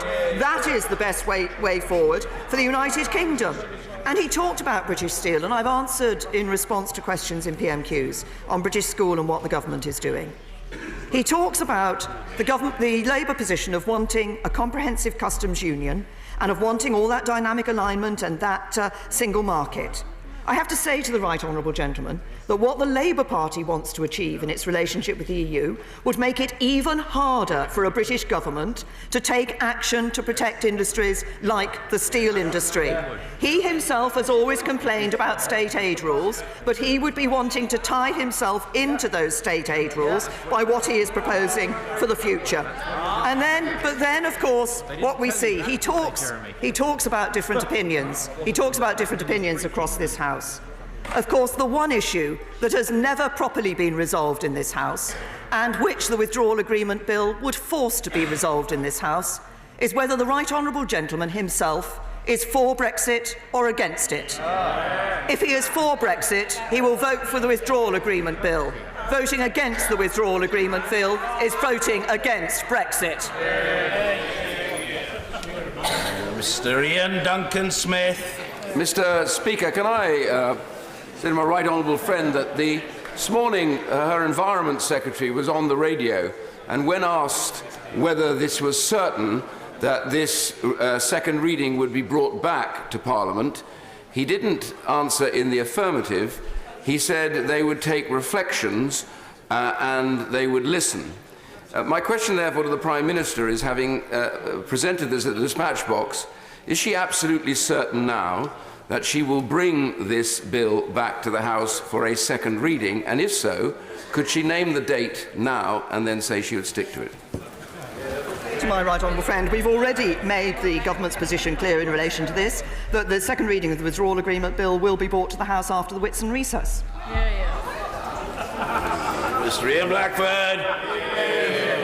Thank you, Mr. Speaker. It is customary to thank the Prime Minister for advance sight of her statement. It was some surprise that we all saw the statement being delivered not in the House of Commons but elsewhere yesterday. Can I ask the Prime Minister why we didn't follow the usual protocol and Parliament is the first to hear such statements from the Prime Minister? Mr. Speaker, let me give the Prime Minister some friendly advice. This deal is dead. Stop this charade and let's get on with putting the decision back to the people once and for all. The headlines this morning cry of doom. The benches opposite concentrate on ways to mount a leadership coup, and where are they? That's exactly what they're doing this afternoon, because they're not here to support the Prime Minister. This is no way to run a government. The Prime Minister is asking MPs to vote for a deal that takes Scotland out of the single market and eventually out of the customs union. This simply cannot be allowed to happen. This is a rookie government attempting to blackmail MPs. Look behind the smoke and mirrors. A new revised deal that hasn't even been negotiated with Brussels. A second EU referendum, but only if you vote for the bill. A possible temporary customs union which a future UK government could change and the European Union have dismissed. A trade tariff arrangement which the former UK representative to the EU has described as the definition of insanity. Mr. Speaker, none of what the Prime Minister announced yesterday was discussed with the devolved government in Edinburgh. This really goes to the heart of the problem. In December 2016, the Scottish Government published a compromise position. This was rejected without discussion. Scotland's voice has been ignored time and time again. Brexit has meant our power stripped away from the Scottish Parliament. There is no respect for the devolved administrations by this government. Westminster has ignored Scotland. Mr. Speaker, this is a sorry mess. Look around. There is no support for the Prime Minister's deal. Prime Minister, this deal faces an even bigger defeat than the last vote. Tomorrow, communities will make their voice heard in our democratic European election. Mr. Speaker, a vote for the Scottish National Party is a vote to stop Brexit. A vote to stop this economic madness. A vote to respect Scotland's decision in 2016. The Prime Minister has lost the confidence of her party. Parliament will not support her, and she has lost the trust of the people. It is time, Prime Minister, to go. Will you do it?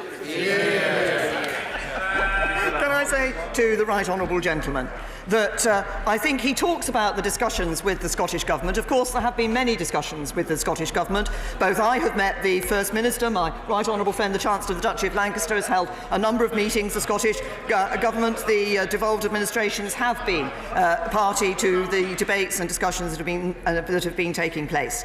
But can I just say this to the right honourable gentleman? He says that a vote for the Scottish nationalists is a vote not to leave the European Union. Well, a vote for the Scottish nationalists is a vote to betray our democracy, a vote to betray the view of the people of the United Kingdom. People asked us in this House to deliver Brexit. We have a responsibility to do that.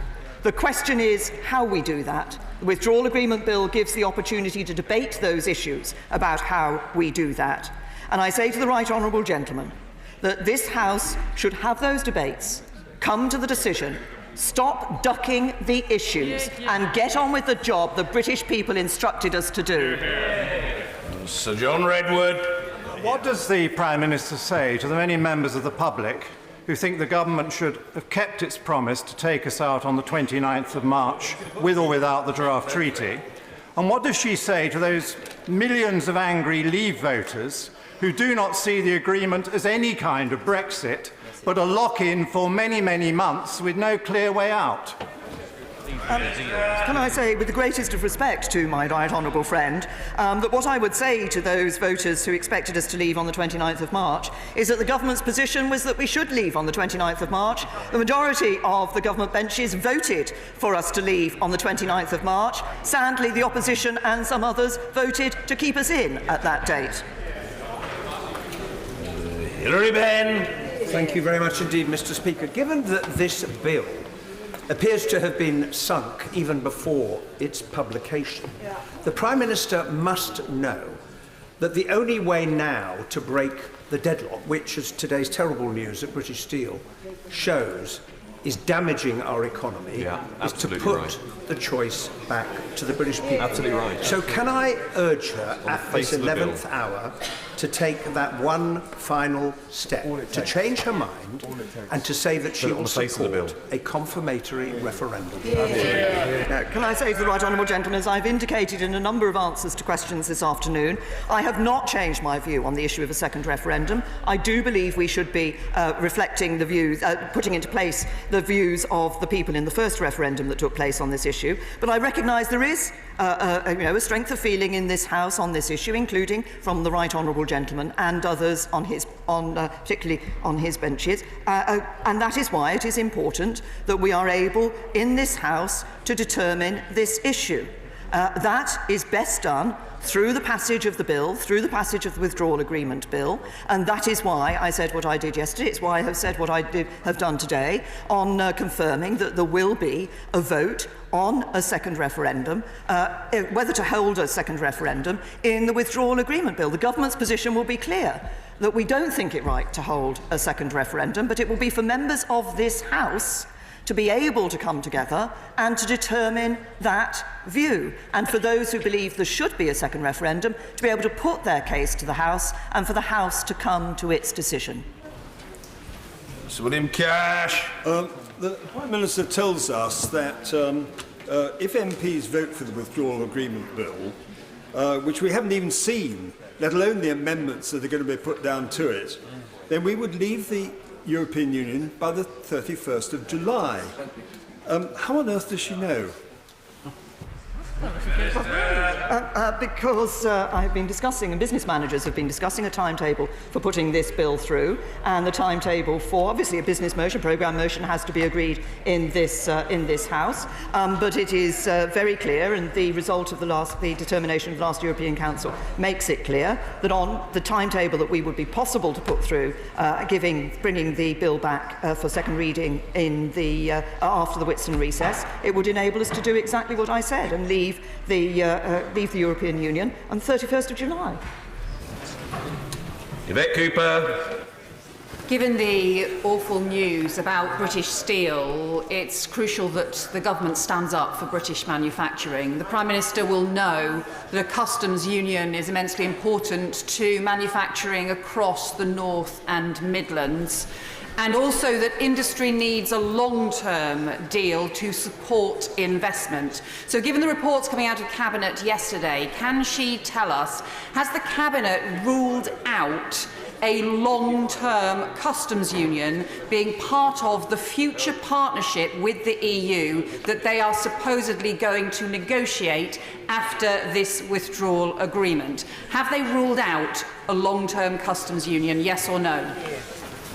Can I say, first of all, to the Right Honourable Lady, she referenced what has happened to Greybull Capital's company, British Steel. She will be aware, as others will, that there are a number of issues, a number of challenges that are facing the steel industry, not just here in the UK, but globally. And part of that, of course, is the overcapacity issue, because supply is outstripping demand, and, of course, much of the excess production is coming from China. That is why in the G20 3 years ago, we acted to bring China around the table to try and deal with that issue. She asks about the long term. The compromise solution that I put forward and referenced in my statement on the customs is designed to ensure that a future government can take that issue in the direction that it wishes to take it, and for the House to determine what those negotiating objectives should be. What matters to our manufacturing industry is the frictions that take place at the border and having the benefits of the customs union in no tariffs, in no quotas. That is exactly what is already in the political declaration, the benefits of the customs union. And as I say, we're committed to ensuring that trade is as frictionless as possible. Nicky Morgan. Thank you very much indeed, Mr. Speaker. It's quite difficult to make any judgments about a bill when it hasn't been published. And if there were issues with PERDA, then the announcement should not have been made this week. Next week, this House is in a recess, which is very nice for all of us, but it's not needed, given the seriousness of the situation. I will probably vote for the bill when it comes back, but please can I ask the Prime Minister to reflect very carefully on whether it should be put to Parliament, because the consequences of it not being passed are very serious. And if she really wants to heal the divisions and to get on with it, I would ask her to reflect very seriously about this bill not being put to Parliament early June and being allowed more compromise, more time being taken.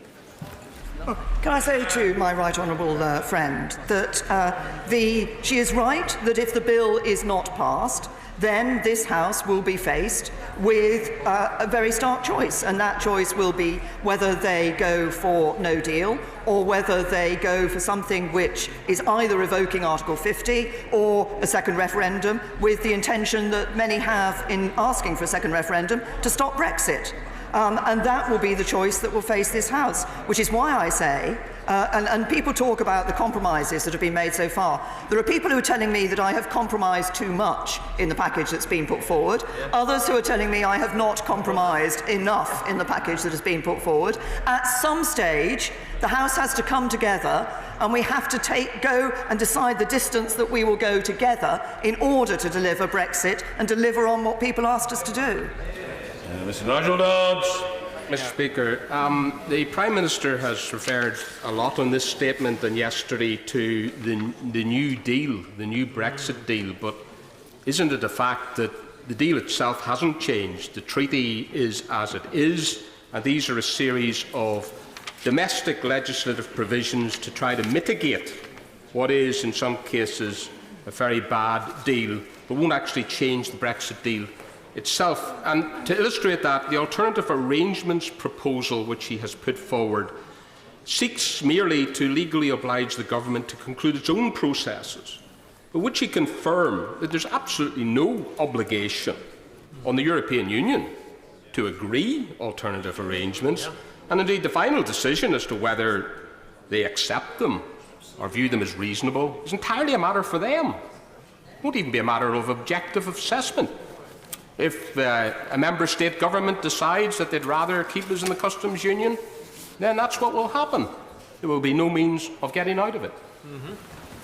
I say to the right honourable gentleman that we have put forward to the House today a package of proposals. It is a new package of proposals. The right honourable gentleman has been clear that in relation to the operation of the backstop, one of his key concerns was making that UK-wide. That commitment is there in the statement that I have made today, and as I said, we are happy to sit down and discuss how we can ensure that these are enshrined in law, which I know has always been an issue of concern to the right honourable gentleman. As regards the alternative arrangements, the groups to do that work being set up by government, the money being afforded by government to do that work.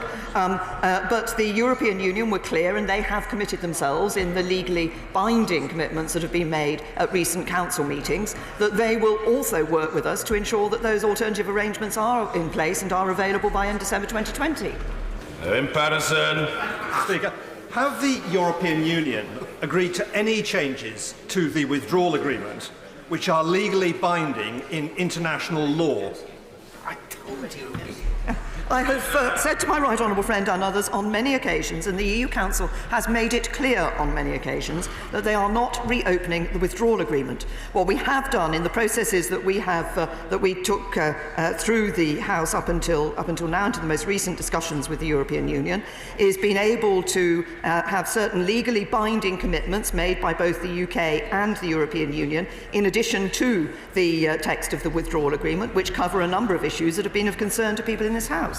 Ms. Kendall. Does the Prime Minister understand that she will not get enough support from members on this side of the House to allow her withdrawal agreement to pass unless she includes a confirmatory vote on the face of the bill? She has come to the end of the road. Exactly. But if she, and indeed any Conservative MP, who wants to stop the Prime Minister's successor from inevitably pursuing a no-deal Brexit, they must back giving the public the final say. Time is running out. Prime Minister, please change your mind. Can I say, this is an issue on which, as I say, there are very strong feelings across this House. I have met with members from all sides of this House who support a second referendum and have put forward their case with their sincere belief in that second referendum.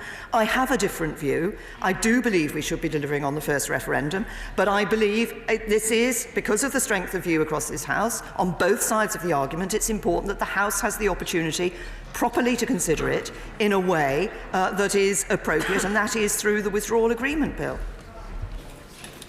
Alistair Burt. Thank you, Mr. Speaker. One of the ironies of resigning from government is it gives you rather more freedom and emphasis when you choose to support the government rather than just oppose it. And I will be supporting the Prime Minister's bill. Can I thank her for her efforts and ask her to recognise there are still many people in the country who believe that the best future for the UK outside the EU is with a compromise deal based on the interests of both, rather than a reckless and increasingly bitter pursuit of a single type of no-deal leaving at the cost to many businesses, to industry, to agriculture, and a cost to the country, so expertly skewered by the Chancellor in his speech yesterday. Well, can I say to my right honourable friend, I do indeed agree with him that I think there are many people across this country who want to see us leaving the EU in an orderly way and with a deal. And indeed, that was the manifesto on which he and I and those of us who sit here as Conservatives stood at the last election. We stood to deliver the best possible deal for Britain as we leave the European Union, delivered by a smooth, orderly Brexit, with a new, deep and special partnership, including a comprehensive free trade and customs agreement with the European Union. Those are the objectives that I have been pursuing. I've put forward today a new package that does change the situation that has been voted on previously, and I hope all those who want to leave the European Union with a deal will indeed support it. Tim Farron. Speaker, in 1992, the Prime Minister and I toured the working men's clubs of North West Durham, and I was hugely impressed with her resilience in front of audiences that were as hostile to her as they were indifferent to me. But it turns out that the audience behind her is tougher still. She will fail in her bid in 2 weeks' time because people behind her who are for Brexit refuse to vote for Brexit. That is not her fault, but it is her problem. So for old time's sake, I want to help her out. if she will agree to put her deal, which to be fair to her is the only concrete version of Brexit we have yet seen, to the British people in a confirmatory vote, then I will join her in the lobbies. Will she help me to help her? Can I say to the right honourable gentleman, and I fondly remember those days in 1992 up in northwest Durham, but can I also say to him that I think if this House does not pass the Withdrawal Agreement Bill, if this House does not enable the treaty to be ratified, then what this House is saying is that it does not want to leave the European Union with a deal. I believe the majority of people in this House do want to leave with a deal. This is the vehicle to do it.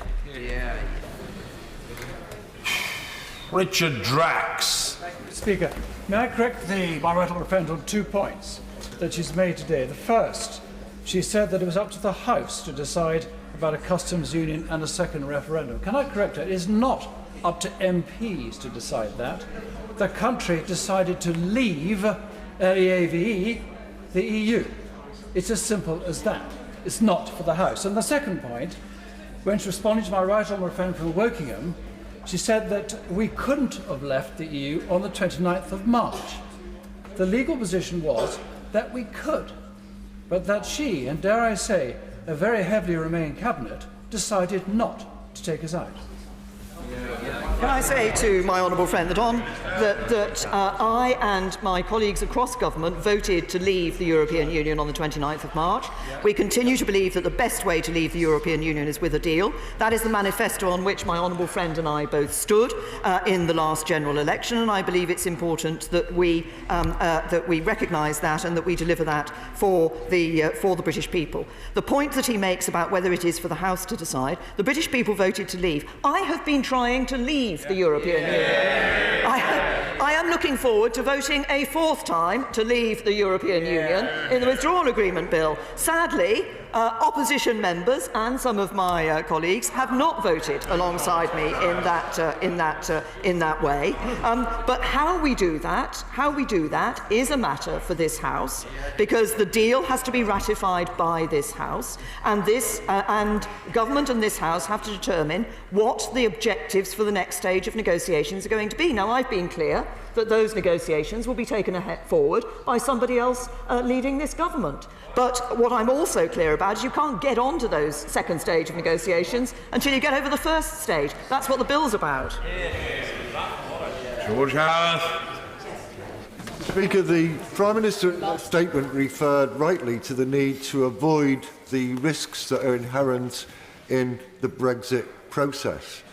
But doesn't she realise that her latest proposals actually hardwire those risks into the process themselves? If the right honourable gentleman is talking about the issues on which there is a significant division in this House, namely customs and a second referendum, and taking those through in the Withdrawal Agreement Bill, what the government is doing is committing to ensure that those issues can be addressed during the passage of the bill. The reality is, in the way legislation works in this House, that any bill brought before the House, people would put amendments, and amendments could be seen on a whole range of issues, including those issues. But the key issue is what is determined by this House in response to those issues. This House will have to come to a decision. Mr. David Jones.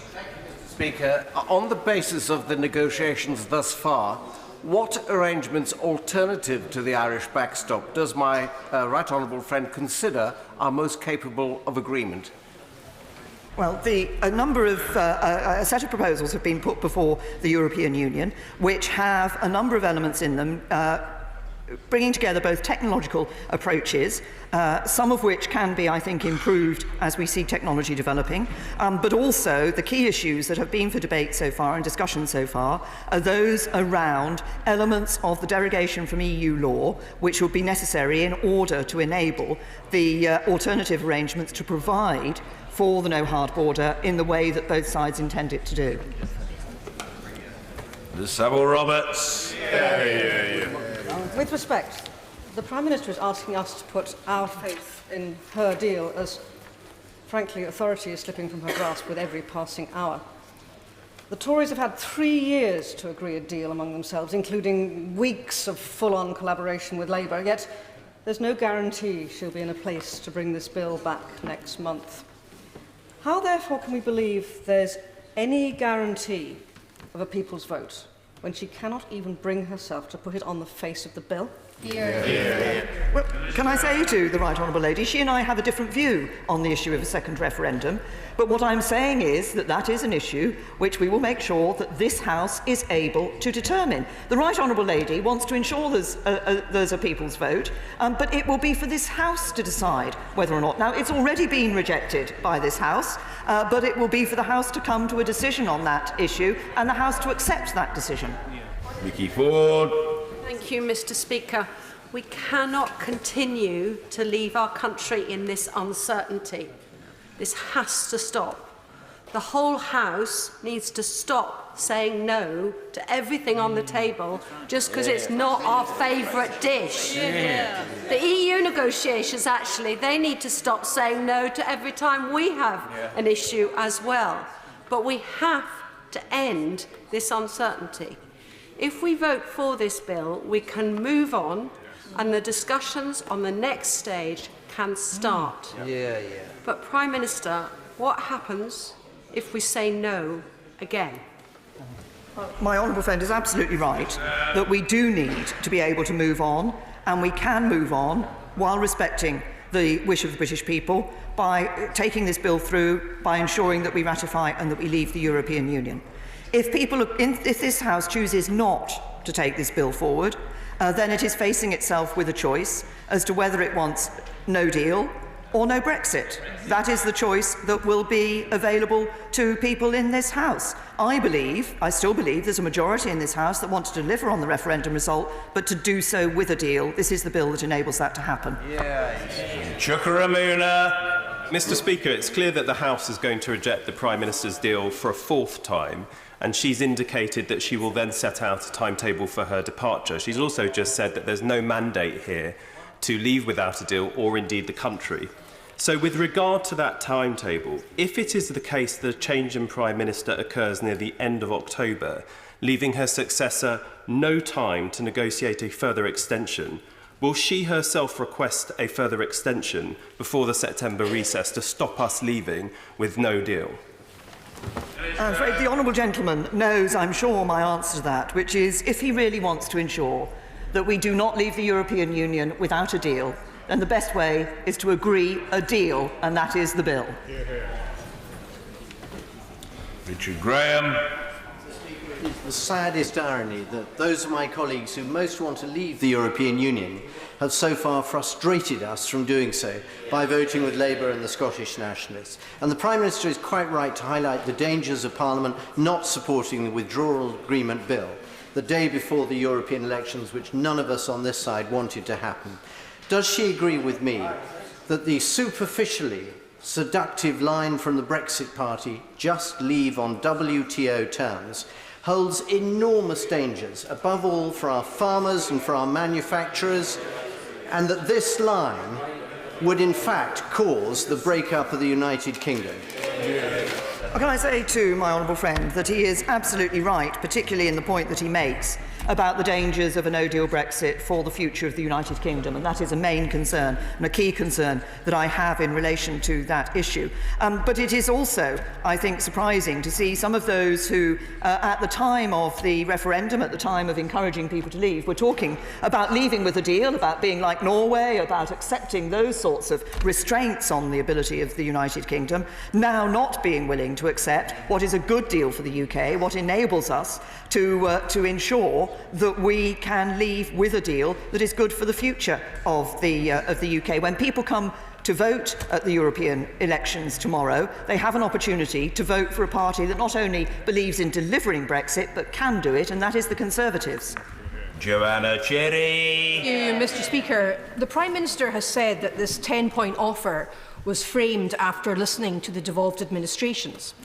Yet there's nothing in it to address the concerns expressed by Scotland's government, the cross-party majority in Scotland's Parliament, and the majority of Scottish members elected to this House.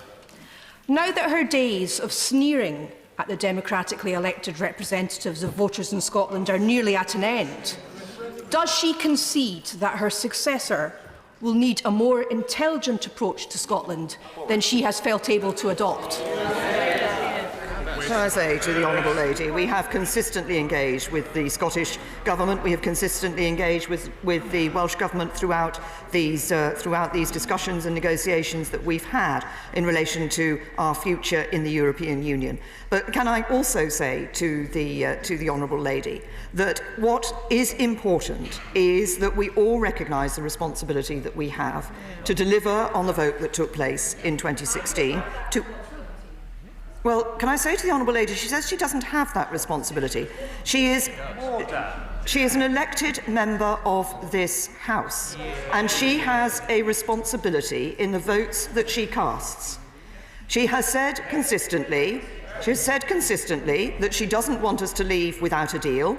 That can only happen if we have a deal, or of course if we choose to stay in the European Union.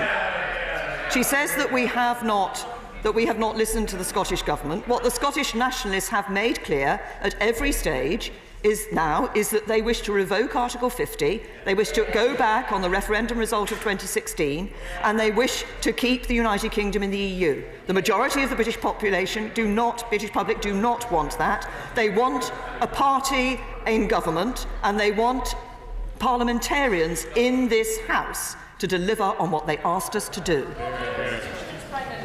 Bob Neal. Thank you, Mr. Speaker.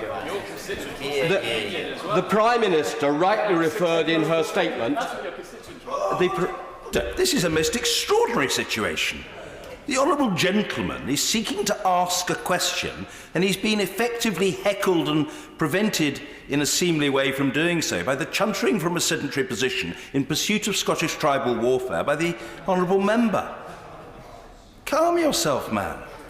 The Prime Minister is perfectly capable of looking after herself. She was asked a question, she's given an answer.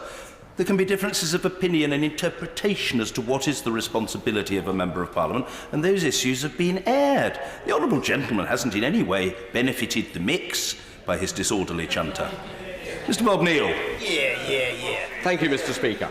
The Prime Minister rightly referred in her statement to the importance of leaving in a way which maintains the closest possible security, policing and judicial cooperation with the EU 27 that we have at the moment. The Justice Select Committee was given clear evidence by the head of the National Crime Agency that to do otherwise would severely impair our ability to fight organised crime and terrorism and keep our country safe.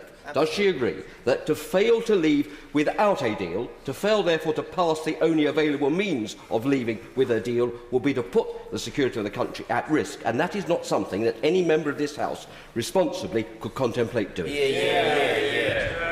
My honourable friend is absolutely right to raise the issue of security. It is one that is rarely raised in these debates. The majority of questions tend to be about the economic relationship and the trade relationship. But the security relationship is fundamental to us being able to keep ourselves safe. That's why I'm pleased that we've negotiated in the political declaration the strongest possible security relationship with the EU for the future of any country that would be outside the European Union. But of course, if we were to leave with no deal, then those security relationships would not be open to us. Could we negotiate some for the future? That is, of course, possible, but it would require that further negotiation, and at the point of leaving, those security relationships would be stopped. Caroline Flynn. Thank you very much, Mr. Speaker. I agree with the Right Honourable Member for Loughborough, who's left the chamber now, but the essence of what she was saying was everyone should take a breath and take stock of what is on the table, look at the published bill when it arrives on Friday, but also, I think, to all colleagues across the House, be mindful of the results of the European elections. The Prime Minister has said several times already that if the second reading of this bill does not succeed, there will not be another opportunity to leave with a withdrawal bill. The only course and direction will to be leave without any deal at all. And does she agree with me that anybody on whatever side of the House, if they claim to be against no deal, they should give this proposition without any commitments right now? They should give this proposition due consideration, think about how they will amend it, and as my right honourable friend for Pontefract said recently in a newspaper report, stop the shouting and start agreeing on what we can agree to move forward. Well, can I say to the Right Honourable Lady, she is absolutely right. And that is that the point of the process of legislation that we have in this House is that once we are beyond second reading of the bill, it will be open to members across the House to put amendments down to the bill and to have those debates about the precise detail about how we are leaving. But anybody who wants to ensure that we leave with a deal and that we don't see a no-deal situation should support that second reading, enter into that debate, and that debate itself, of course, doesn't make commitments as towards the end of that process. I would hope that we would see that bill being passed and therefore the treaty ratified, but it will be open to have that debate while that bill is progressing through this House. Jeremy Lefroy. Speaker, as so often, Right Honourable Lady from Don Valley has spoken with a great deal of common sense. Would my right honourable friend spell out what she has heard would be the consequences for our economy of leaving without a deal? Well, can I say to my honourable friend, there have obviously been a number of bits of analysis have been done in relation to the impact of leaving without a deal. I think there would be an immediate impact economically of leaving without a deal. Now, over time, of course, we could restore our fortunes, but I think it is much better to be in a position where we're leaving with a deal, which will unleash, I believe, significant business investment in this country and see that positive future for our economy. That's possible by leaving with a deal.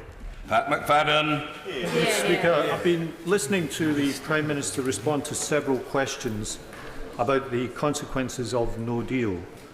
Given what's likely to happen in the European Parliament elections tomorrow and in the Conservative Party leadership election to follow, on which she has fired a starting gun, does she regret legitimising and normalising a no-deal outcome in the minds of the public through the repetition of the mantra, no deal is better than a bad deal? No, I don't. And I think no government could have gone into a situation where it said that it would accept whatever it was offered rather than be willing to see no deal. If it had been a bad deal, then I'd stand by what I said in relation to that matter. But I also say to the Right Honourable Gentleman that anybody sitting in this chamber who believes that we should not have a no-deal situation has to support a deal. That is the only way of making sure we leave, not with a no-deal. So, and that the vehicle for doing that, for determining the details of that leaving, is the Withdrawal Agreement Bill. Sir Peter Bottomley. Unlike 1831, the 1832 Reform Bill got through because some of those who opposed the government did not vote against it, and that led to progress. Can I say, as a national interest Conservative, I have by choice voted with the government on every single vote because I think it's right. And can I say that I hope that others who think that no deal is bad and trying to reverse the referendum is bad, that the majority both of this party, this House and the country would prefer to see the Withdrawal Agreement Bill get through, at least get through second reading, so we can make progress and have a chance of having a better future for our country. I'm afraid absolutely right. If we get through the second reading, we can then determine the details through the progress of the bill of the precise nature of our leaving. That will enable us to see progress for this country. And I believe, and just to pick up what my honourable friend said, I believe that it is absolutely in the national interest that we should leave the European Union, as the referendum vote said, but that we should do it with a good deal for this country, and that is what is on offer. Mrs. Helen Goodman. Mr. Speaker, my right honourable friend asked the Prime Minister if she was intending to offer a free vote on the second referendum. I'd like to ask her the same question about the customs arrangements, which, as she knows, are extremely important for manufacturing industry. Would it be her plan to offer a free vote on those customs arrangements? Say to the Honourable Lady that, as in the normal progress of these things, whipping decisions will be taken when we see what the proposals are that are on the table. But can I just also reiterate the point that I made in response to her Right Honourable friend, that it is not simply, when you look at the issues around manufacturing industry, the key issues that have been raised are, yes, the benefits of a customs union, those are in the political declaration already, but also ensuring that we're reducing the friction for trade at the border. That is not just about customs. It isn't just about customs, but the benefits of the customs union are in that political declaration already. Oh, yes. a Lincolnshire grandee, Sir Edward Lee. So grand, Mr. Speaker, but just a question. As the Prime Minister knows of my warm personal support for her, I voted for her deal not once, not twice, not 3 times. I have to say, as somebody who wishes her well and wishes this agreement well, I'm worried about the tactics of all this. I thought that we'd agree with the EU we were going to have binding indicative votes, which would have enabled people like me to express our opposition to a permanent customs union or a referendum and then vote for the withdrawal agreement. Now, when it's not necessary, because Parliament could do it anyway, I've been asked to vote for a bill which has on the face of it a nod towards a second referendum, which I believe would be disastrous to the Union and to the vast majority of people who voted Brexit. So can I just ask her to be very cautious, to listen to our party, to remember that the one vote we won was on the Brady Amendment, and if we can't get this through, given the incalculable disaster of losing this bill and not being able to bring it back again this session, that if necessary we'll think again and not bring it back. My right honourable friend refers to the case of the indicative votes. Of course, what I'm proposing and what I've put forward is that during the passage of the bill, it will be possible to address these issues and come to those binding decisions on the issues, particularly the one that he references on the customs. Because the fact is, regardless of what indicative votes had been taken and what decisions had been put into the bill, had that been the way of we had progressed from those indicative votes on these issues, those matters would have been in scope within the bill, and it would still have been possible to for people to put other amendments down to those to that position, and for people to vote differently from the way in which they voted in the indicative votes. So that is why I think it is better to bring these matters to the point of decision, which will be the point within the bill where people are deciding not just to indicate a position, but actually what position comes into legislation. Mr. Barry Shearman. Speaker, is the Prime Minister aware that I sincerely want to help her get this deal through, a good deal through this House? But could she help me? My good common sense folk in Huddersfield, who are very clever people, they are saying to me, after 3 years, now we know the full consequences of leaving the European Union.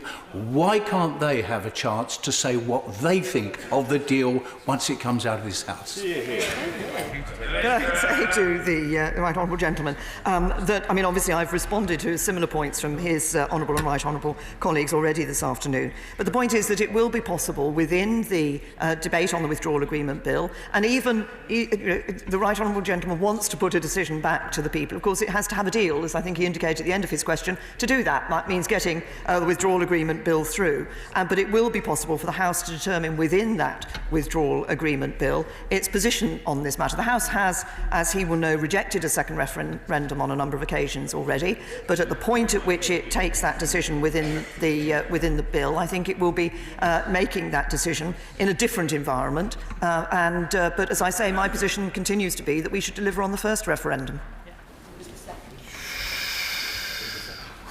Choice between such distinguished colleagues.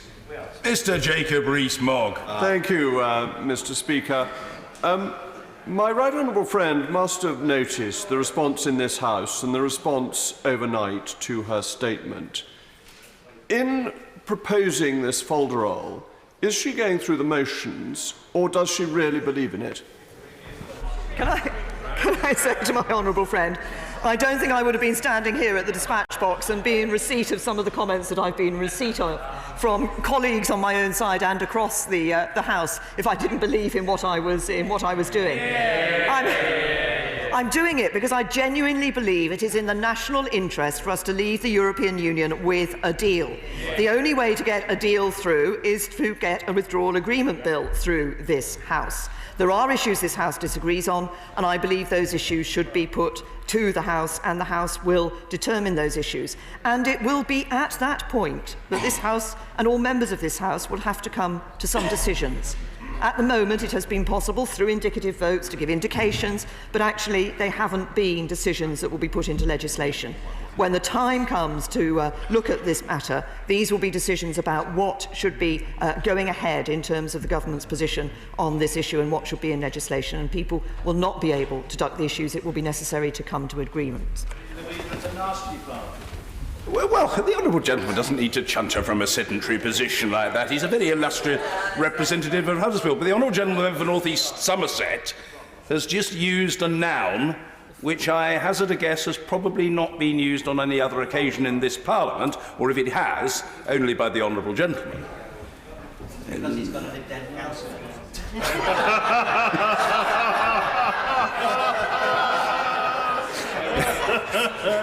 We're grateful to the honourable gentleman. Mr. Peter Kyle. Thank you, Mr. Speaker.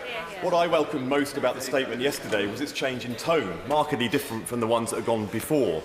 Can I also express gratitude to the Prime Minister for the amount of time she has personally spent with members from across the House, including myself, through which she has disagreed with but engaged with in recent weeks. It is clear, though, that the contents of the statement yesterday has widened divisions, not actually healed divisions going forward. Can I urge her, in the 2 weeks before this bill comes before Parliament and this House, to carry on that engagement with an open mind and enter into discussions at least about what can be changed on the face of the bill going into the committee stage, in which case we will all have something to talk about at least. Otherwise, it's not even worth putting it forward in the first place. Can I say to the honourable gentleman, obviously I'm happy to continue engaging across the House as I have been, and I thank him for his comments. Can I also suggest that, as his right honourable friend, the member for Don Valley, said earlier, I think it would be helpful to all members of the House to wait and see when the bill is published what the actual terms of the bill are. He is encouraging me to put a position on the face of the bill with which I do not agree, but I think it is right that what we do in the bill is enable this House to come to a decision on that particular issue. Hampshire Knight, who represents a beautiful forest. Sir Desmond Swain. Out by the end of July, she says. A Brexiteer of whatever flavour could grant the bill a second reading, saving their reservations for committee and make their final judgment at third reading, couldn't they? And what is a folder roll?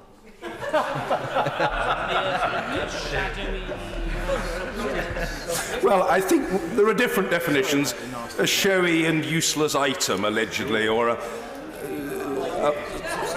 an unnecessary or inconsequential fuss or something. But that's only the honourable gentleman's view of the matter. I'm not expressing any view on that matter at all. I was just intrigued by the endless lexicon of the honourable gentleman. The Prime Minister.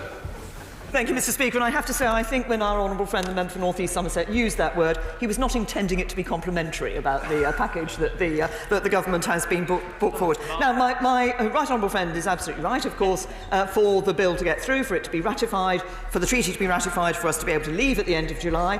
It's not only getting second reading through, but also ensuring that the bill is confirmed at third reading. But by getting through second reading, it's possible to have those debates within the structure as the progress of the bill, on the key issues that remain, on the key issues in which there remain disagreement between members of this House, such that it will be possible, I believe, to come to an agreement that can see us leave the European Union. Stephen Kinnock. Thank you, Mr. Speaker. The Prime Minister has made it clear that she does not intend to put a commitment to a second referendum on the face of the bill at second reading. In the spirit of compromise, therefore, would she commit to giving her MPs a free vote at committee stage when we come to debate and vote on that measure? As I've said, what we will put on what we are intending to put in the bill is the commitment to have a vote on whether to have a second referendum, and that the bill cannot be ratified until that vote has the bill cannot be completed and treaty ratified until that vote has taken place. So that gives I hope, the confirmation to members of the House who are in favour of a second referendum that issue will be addressed properly within the passage of the bill. As I said earlier, whipping decisions are for a matter that will be taken closer to the time. I note the keenness with which some members on the opposition benches have to determine what the whipping arrangements for the government benches should be, but with no reference to the whipping arrangements for their own benches. Thangham Debonair. Thank you, Mr. Speaker. Mr. Speaker, the Prime Minister asks us what did it say about democracy if we put this back to the public. Well, the Leader of the Opposition has already said from the dispatch box that if she likes her deal so much, this is roughly what he said, if she likes it so much, she shouldn't be afraid of putting it back to the people, and I agree with him. And she's putting it back to us time after time after time when we've already rejected it time after time after time. So why doesn't she trust the people? Why won't she go back to them and ask them what she thinks of her deal? I do trust the people. That's why I believe it's our duty to put in place what the people asked us to do. My gapes. It's clear that after weeks of negotiations between a pro-Brexit Prime Minister and a pro-Brexit Labour leadership, we have not been able to get an agreement on the terms of this process. And it's also clear that no Parliament can bind its successor and no lame duck Prime Minister can bind her successor. So isn't it clear this Parliament is unable to resolve these matters and we should go back to the people in a people's vote, or if we are unable to do that, we should revoke Article 50 and then have more time to find a way forward. Thank you, the honourable gentleman. The point about revoking Article 50 is it is absolutely clear from the court judgment that you can't just revoke Article 50 in order to create more time to consider a deal and then re-trigger it and go back into a negotiating process. Once you revoke, and you stay in. I believe we should not be staying in, we should be leaving. Gavin Newlands. Thank you very much, Mr. Speaker. Excellent choice. In her statement, the Prime Minister said to address concerns that a future government could roll back hard-won protections for employees, we will publish a new workers' rights bill. Mr. Speaker, it was this government that rolled back these protections in the anti-trade union bill. So, will she then, if she's serious about workers' rights, will she reinstate these lost protections in this new bill? It is this government that has been enhancing workers' rights. It is this government that is putting in place the recommendations that have come from the Taylor Review. This is the first government to actually look seriously at the issue of our economy of today and the workers' rights for that are suitable for that economy. We've been enhancing workers' rights, and that's what we'll continue to do. Alberto Costa. Minister, I will be supporting this bill when it comes to the floor of this House for the simple reason that it is the only deal on the table that will protect under international law the rights of British citizens living in the EU as well as EU nationals living here. I'm grateful for the comments you made last September following Salzburg about protecting unilaterally certain rights of EU nationals.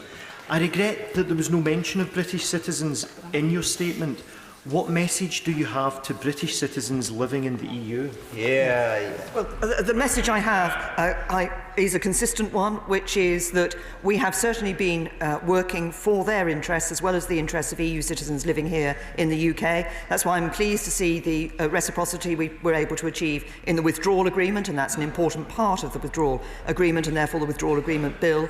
I've also been pleased, and we continue to work with the other 27 member states to ensure that they are able to confirm that were we to be in a no-deal situation, which, as I say, continues to be the legal default, were we to be in a no-deal situation, they would also be ensuring the rights of British citizens living in those 27 member states. Bill Wilson. Thank you, Mr. Speaker. Prime Minister, there's obviously your deal, but others in this House want to leave on WTO rules. Some want Norway Plus, some want Common Market 2.0, others Canada Plus, and the list goes on and on. Which option do you think the people voted for in 2016? And how does the government know its option, which now defines Brexit, is the option preferred by the British people without asking them? Can I say to the honourable gentleman, he references the different opinions that there are in this House. That's precisely why I think it's important that we are able to crystallise those opinions to a position that can command a majority across this House. I think what people voted for when they voted in 2016, they voted to leave the EU, to end free movement, to ensure that our courts were just supreme here, to ensure we weren't sending those vast annual sums to the European Union. They wanted us to be that independent nation. I believe an independent trade policy is part of that independence, and that is why I've put forward the position and supported the position I have in the past in relation to these matters around customs. But it will be for the House to determine the customs union objectives, and that's what we're talking about, the objectives for future negotiations. Dr. Rupa Haq. Thank you, Mr. Speaker. With the inevitable end nigh for the Prime Minister and us still in the EU, have in an extension to an extension, and several burning injustices still unextinguished everywhere. I wondered, could she tell us, under her premiership, factoring in the 2 new government ministries she created, the civil servants from all over redeployed to this exercise, and her costly and sometimes incompetent no-deal planning experiments. Now she's telling us that's such a bad thing. How much has Brexit cost the public purse? The Honourable Lady knows full well that the figures that the Treasury have made available for 2 departments to prepare for Brexit, in whatever form that takes, have indeed been made public. But she talks about alludes to other work that this government has undertaken. I'm very pleased that this government introduced, for example, the race disparity audit, that we are taking action to ensure that those in certain communities who find it harder to get into the workplace are given the support that they need in order to be able to do this, that we have been able to introducing changes to domestic abuse legislation. There are many areas where this government is acting to deal with exactly the injustices that I have referred to previously. Mr. Peter Grant. Mr. Speaker, the Prime Minister knows that her promises are only valid for as long as she's Prime Minister, which is probably be measured now in hours rather than days, because her successor can tear them up. So even if the House was to vote for what's come to be known as May's Brexit mayhem, we could land up with Boris's Brexit Burek. Is it any surprise that the people of Scotland are not prepared to accept that the people of Scotland tomorrow will once again declare our determination that our nation will remain in the European Union, and if the Prime Minister's nation insists on leaving, they better reconcile themselves to the fact that they're leaving without us? For those people of Scotland who want to ensure that we leave the European Union with a good deal for the whole United Kingdom, including Scotland, there is only one party to vote for, and that is the Conservatives. And for the people of Scotland who want to ensure that Scotland remains in the most important union for it, economically and in other ways, the United Kingdom is to vote Conservative. Janet Davey. Thank you, Mr. Speaker. The Prime Minister states that those of us seeking a public vote should support her withdrawal agreement and during the second reading to make our own case to Parliament. But we have already and repeatedly made our case in this chamber for a public confirmatory vote. If the Prime Minister wishes to be bold with a new offer, she must allow the public a voice on her deal, which is democratic. Does she agree? Thanks, the Honourable Lady. I think I answered that question earlier, and I refer her to the answer that I gave. Tom Brake. Speaker, at the latest count, 8 ministers or members of Parliament who sit beside or around the Prime Minister are jostling for her job. Most, if not all of them, appear to be enthusiastic endorsers of a kamikaze no deal. Given what she knows about no deal, can she understand why any of those candidates would want to advocate that? Can I say to the right honourable gentleman, he can leave the issue of the determination of the leadership of the Conservative Party to the Conservative Party. What this House has to decide is whether it wants to leave the European Union with a deal or without a deal. Withdrawal Agreement Bill is the vehicle that enables us to ensure that we leave with a deal. Cat Smith. Thank you, Mr. Speaker. The Prime Minister's been very clear that she believes that the deal she has is what the public want, but she's also very clear that she's not supporting a second referendum or confirmatory vote. Does she see the inconsistencies in those arguments? And frankly, what's she scared of? No suggestion. Look, it's very simple. The House, the issue of a second referendum will be one that, as I say, if we get through second reading of the Withdrawal Agreement Bill, it will be possible for people who wish to see that second referendum to put that case to the House and the House to come to a decision on that matter. I have made changes to the offer that I have put forward. I've set those out today in the statement to the House that I have given. Those have reflected the discussions that we've been having across this House and addressed concerns that have been raised by members of this House. David Linden. Mr. Speaker, throughout the Prime Minister's statement she talks a lot about compromise, and I agree, I think that there is an element of compromise that's required. But since the referendum result in 2016, the Scottish Government has sought to compromise. So can she tell me, just name one single part of the document, Scotland's Place in Europe, that she agreed to compromise on. Say to the honourable gentleman, yes, indeed, we have had discussions with both the Scottish and Welsh governments about their concern, particularly about trade across the European Union, and the proposals that we have put forward have reflected those concerns, together with the discussions that we've had with business across the whole of the United Kingdom. The position, as I understand it, of the Scottish Nationalists now is that they want to revoke Article 50. That is not the position. That is not a compromise. That is not a compromise. That is a position that goes back on the result of the referendum. Geraint Davis. Mr. Speaker, MPs from around the House have suggested that her deal isn't sustainable because she's announced her resignation and it isn't future-proofed. But would she agree with me that it's not just her deal, but any deal cannot be future-proofed unless it's entrenched by a public confirmatory vote, so that it's sustainable, and therefore on that basis, if she wants to heal the wounds and make it sustainable, she should put that public confirmatory vote on the bill itself. The honourable gentleman, no, I'm afraid he is wrong. The point about the concern that people have about entrenching for the future is about the objectives for negotiating in the future stages. Those will not be determined by a people's vote, by a second referendum, because by definition they will be part of negotiation with the European Union in the future. So nobody can say what is going to, at this stage, what will absolutely come out of those negotiations. It will be part of a process. Dr. Sarah Wollaston. Mr. Speaker, Prime Minister, I spent 24 years on the front line of the NHS, and like the vast majority of clinicians, I'm desperately worried about the impact of a no-deal Brexit, a WTO Brexit, on the NHS, on social care, science and research and public health.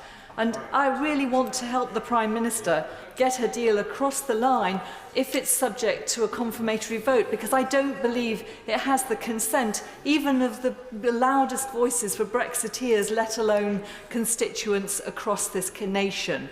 Would she please commit to ending all of this, because her deal would get across the line with the support from so many colleagues across this House, if she would just agree to make it sure that it genuinely is the will of the people?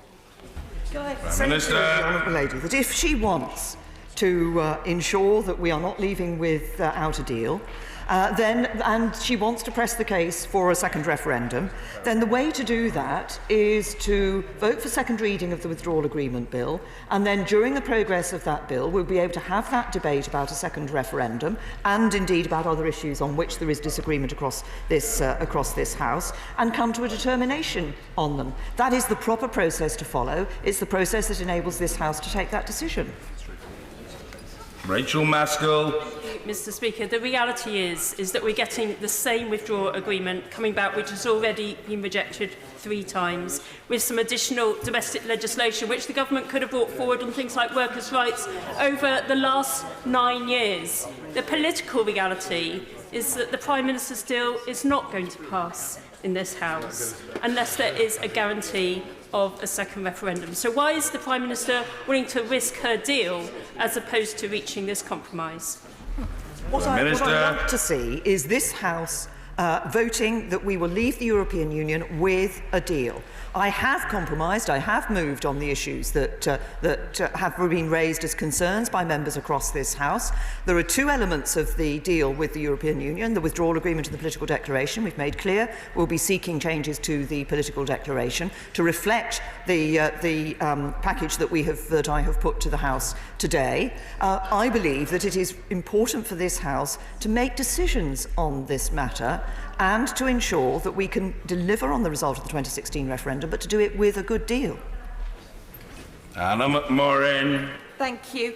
Can I strongly urge the Prime Minister to look across this House and understand, as I'm sure she does, that there is no majority for any version of Brexit compromise and therefore her bill, which is causing so much harm to our businesses, our communities and our democracy. So the only way to avoid the threat of no deal and get this bill passed is to put that confirmatory vote back to the people for that democratic say.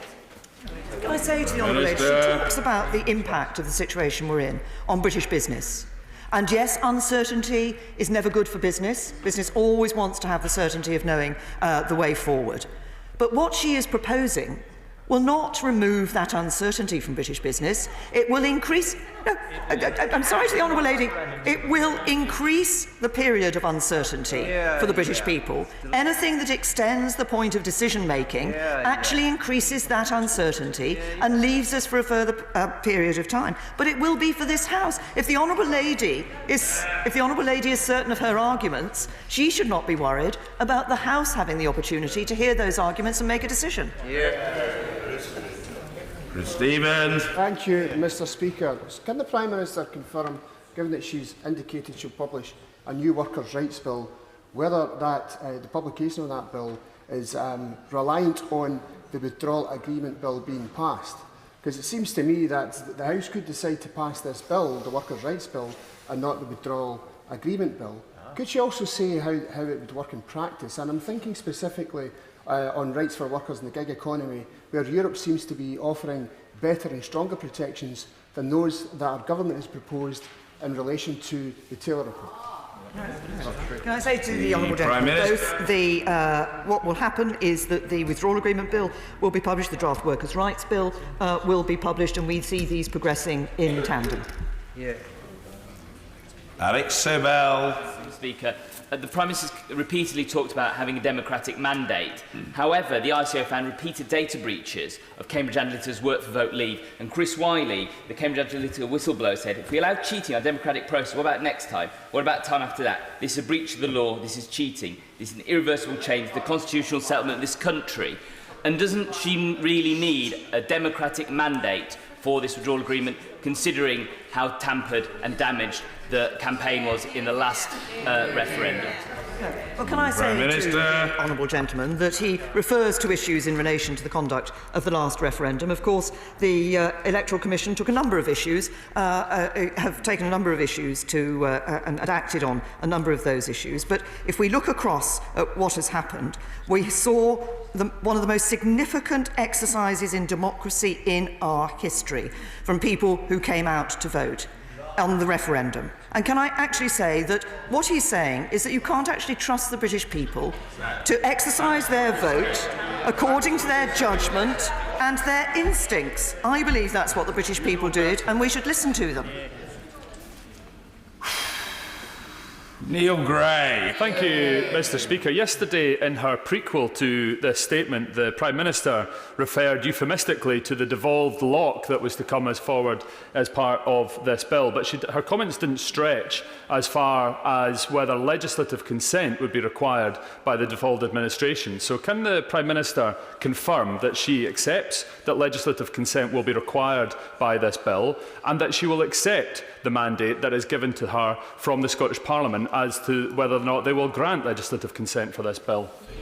The Honourable Gentleman is, I'm sure, very clear about the legislative consent requirements that relate to both the Scottish Government and, of course, the Welsh Government in relation to these matters.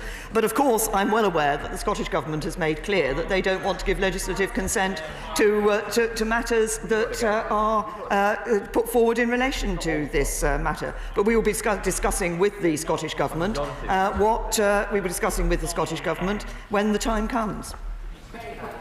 Jim Shannon. Thank you, Mr. Speaker. Prime Minister, what is the purpose of bringing a withdrawal agreement Mark IV if no attempt has been made to address the backstop that continues to be a key obstacle to any way forward? Prime Minister, can I reiterate again very firmly but gently, we seek and need protection for Northern Ireland that is both legally binding and time limited. So what talks, what effort has been made to address the backstop? Well, can I say to the Honourable Gentleman, and obviously he's raised this point with me on a number of occasions, we have had, as he knows, a number of discussions with the European Union that have led to further commitments that have been given in relation to alternative arrangements, for example, and we will enshrine those also in UK domestic legislation. The key issue about the separation from Great Britain and Northern Ireland is one that we have committed to be dealing with, and as I said in my statement, we will work with our confidence and supply partners, the DUP, to look at how that can best be enshrined, and that commitment can best be enshrined in law. Thank you.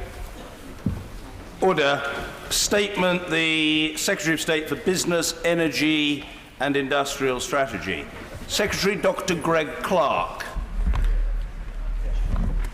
Thank you very much indeed, Mr. Speaker. And with your permission, I'd like to make a statement about British Steel.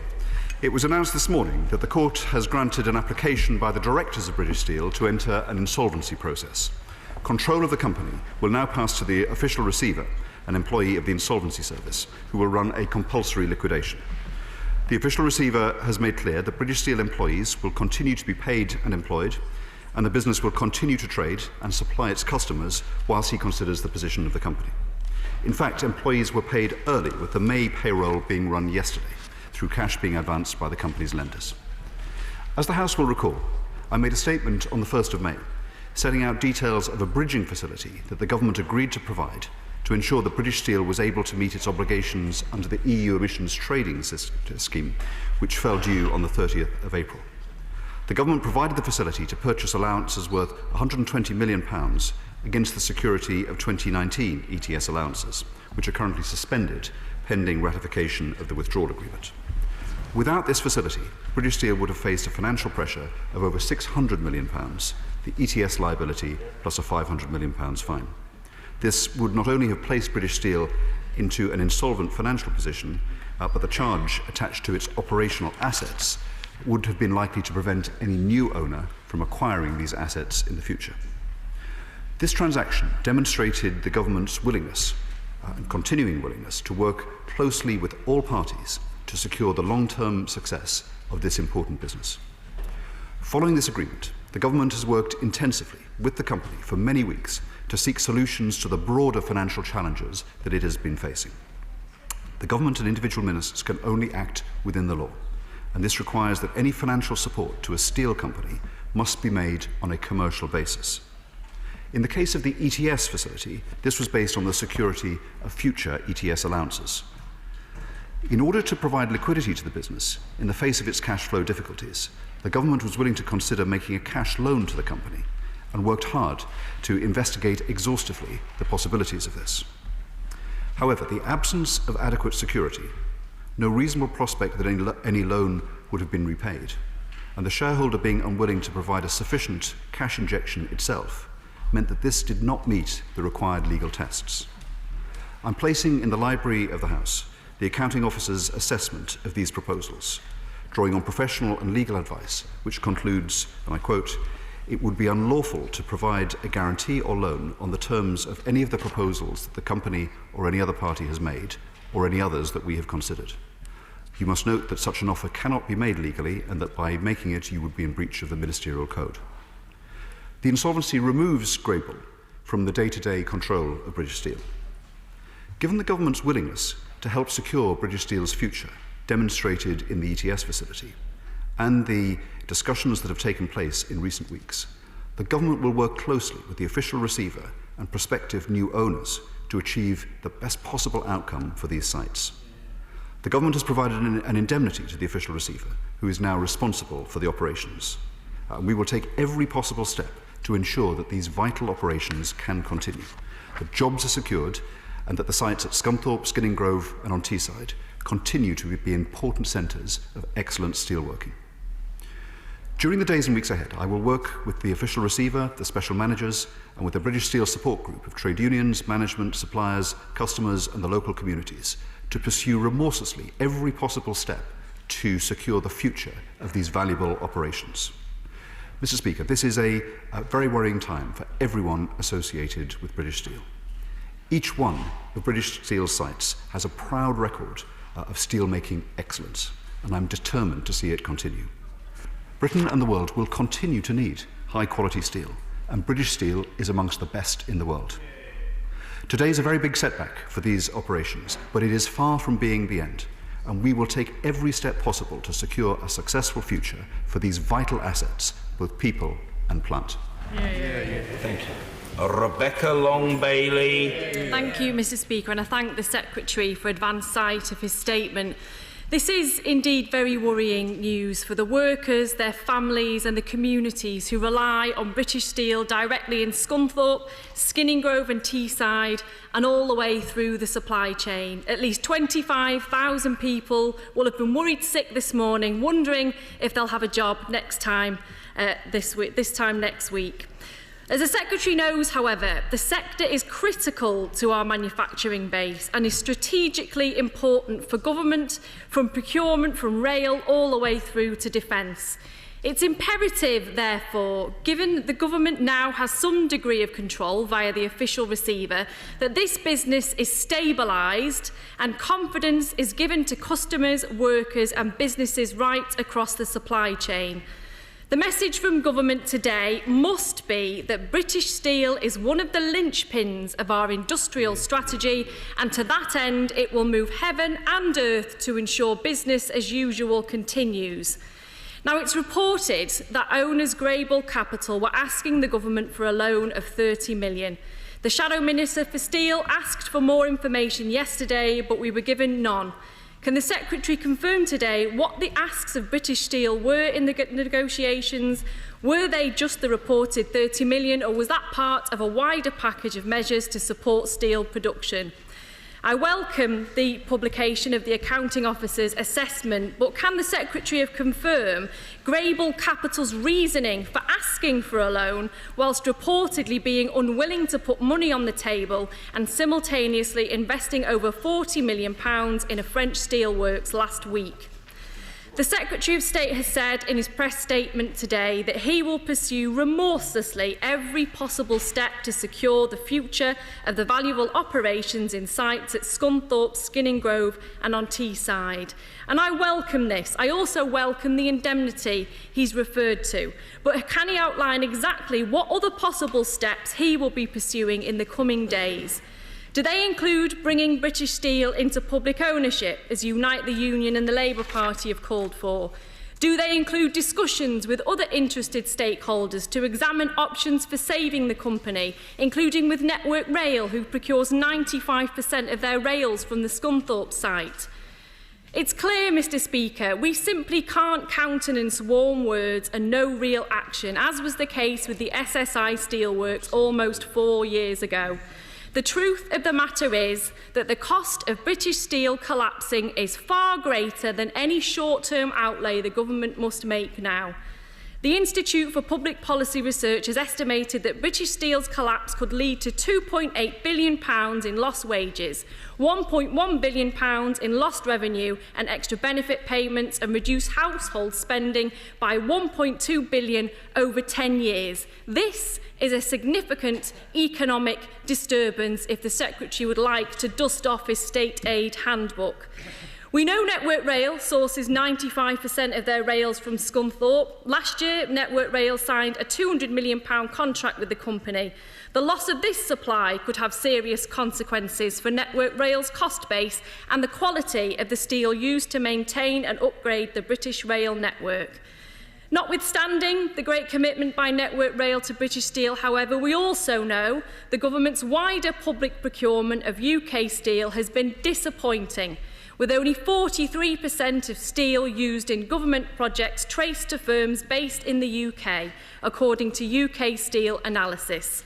So can the Secretary confirm today what steps he is taking to positively procure British steel for more of our key infrastructure projects?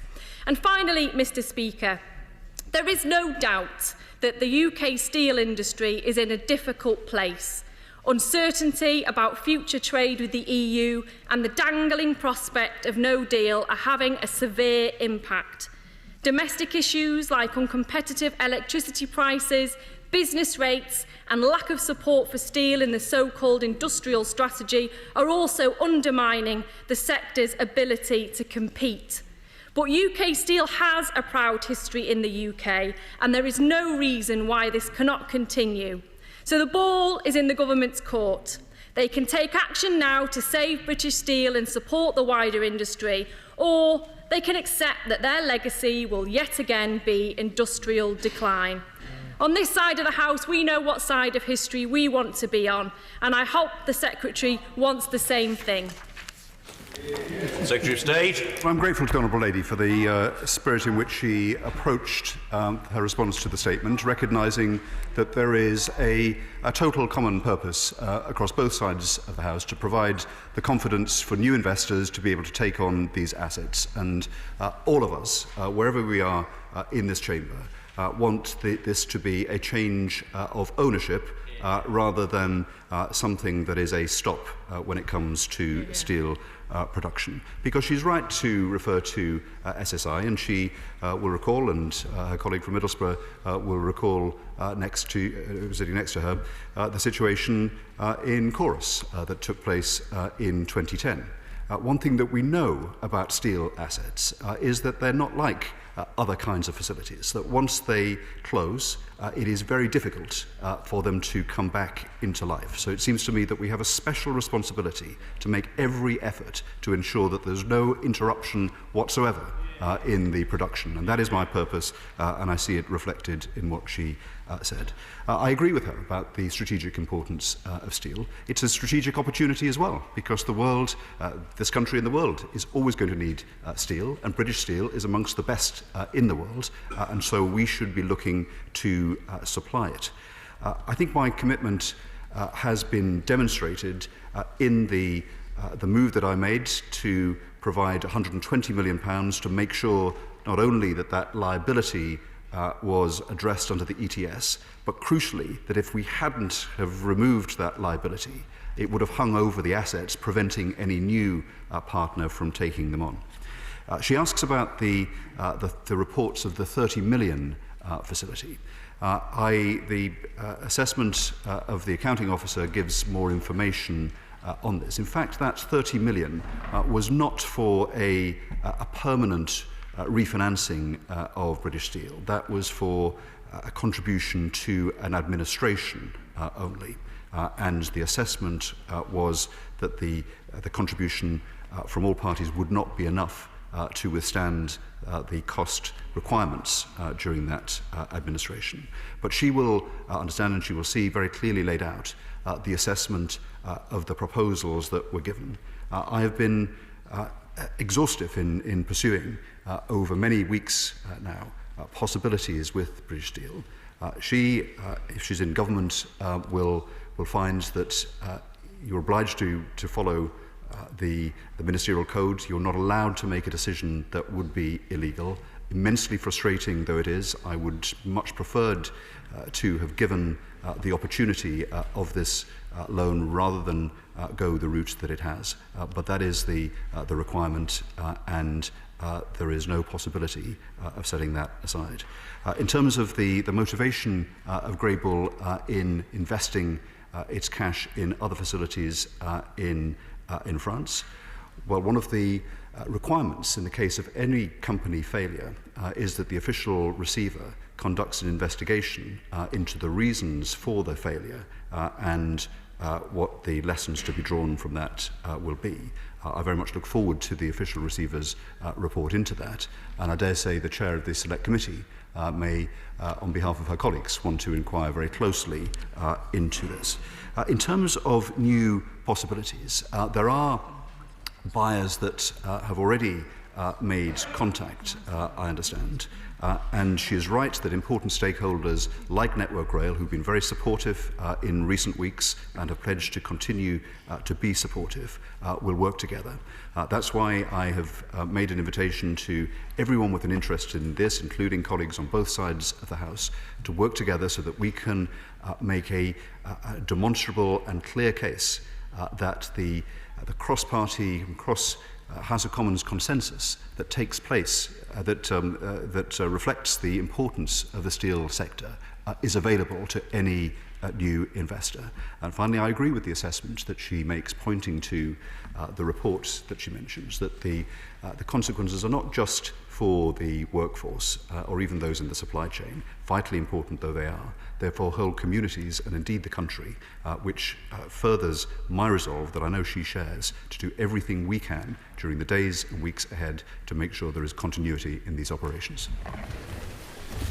Colleagues, I will shortly come to members with constituency interests and indeed to the Honourable Gentleman, the Member for Watford, a former Minister, but I would like to begin with a new young member who once worked for British Steel, Sir Peter Bottomley.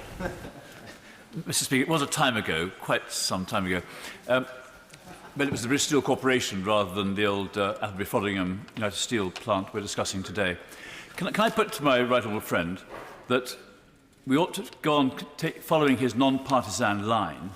We also ought to remember what happened to steel production and steel employment during the last government. Can he also tell us what can be done on energy costs, which is a large part of steel production costs?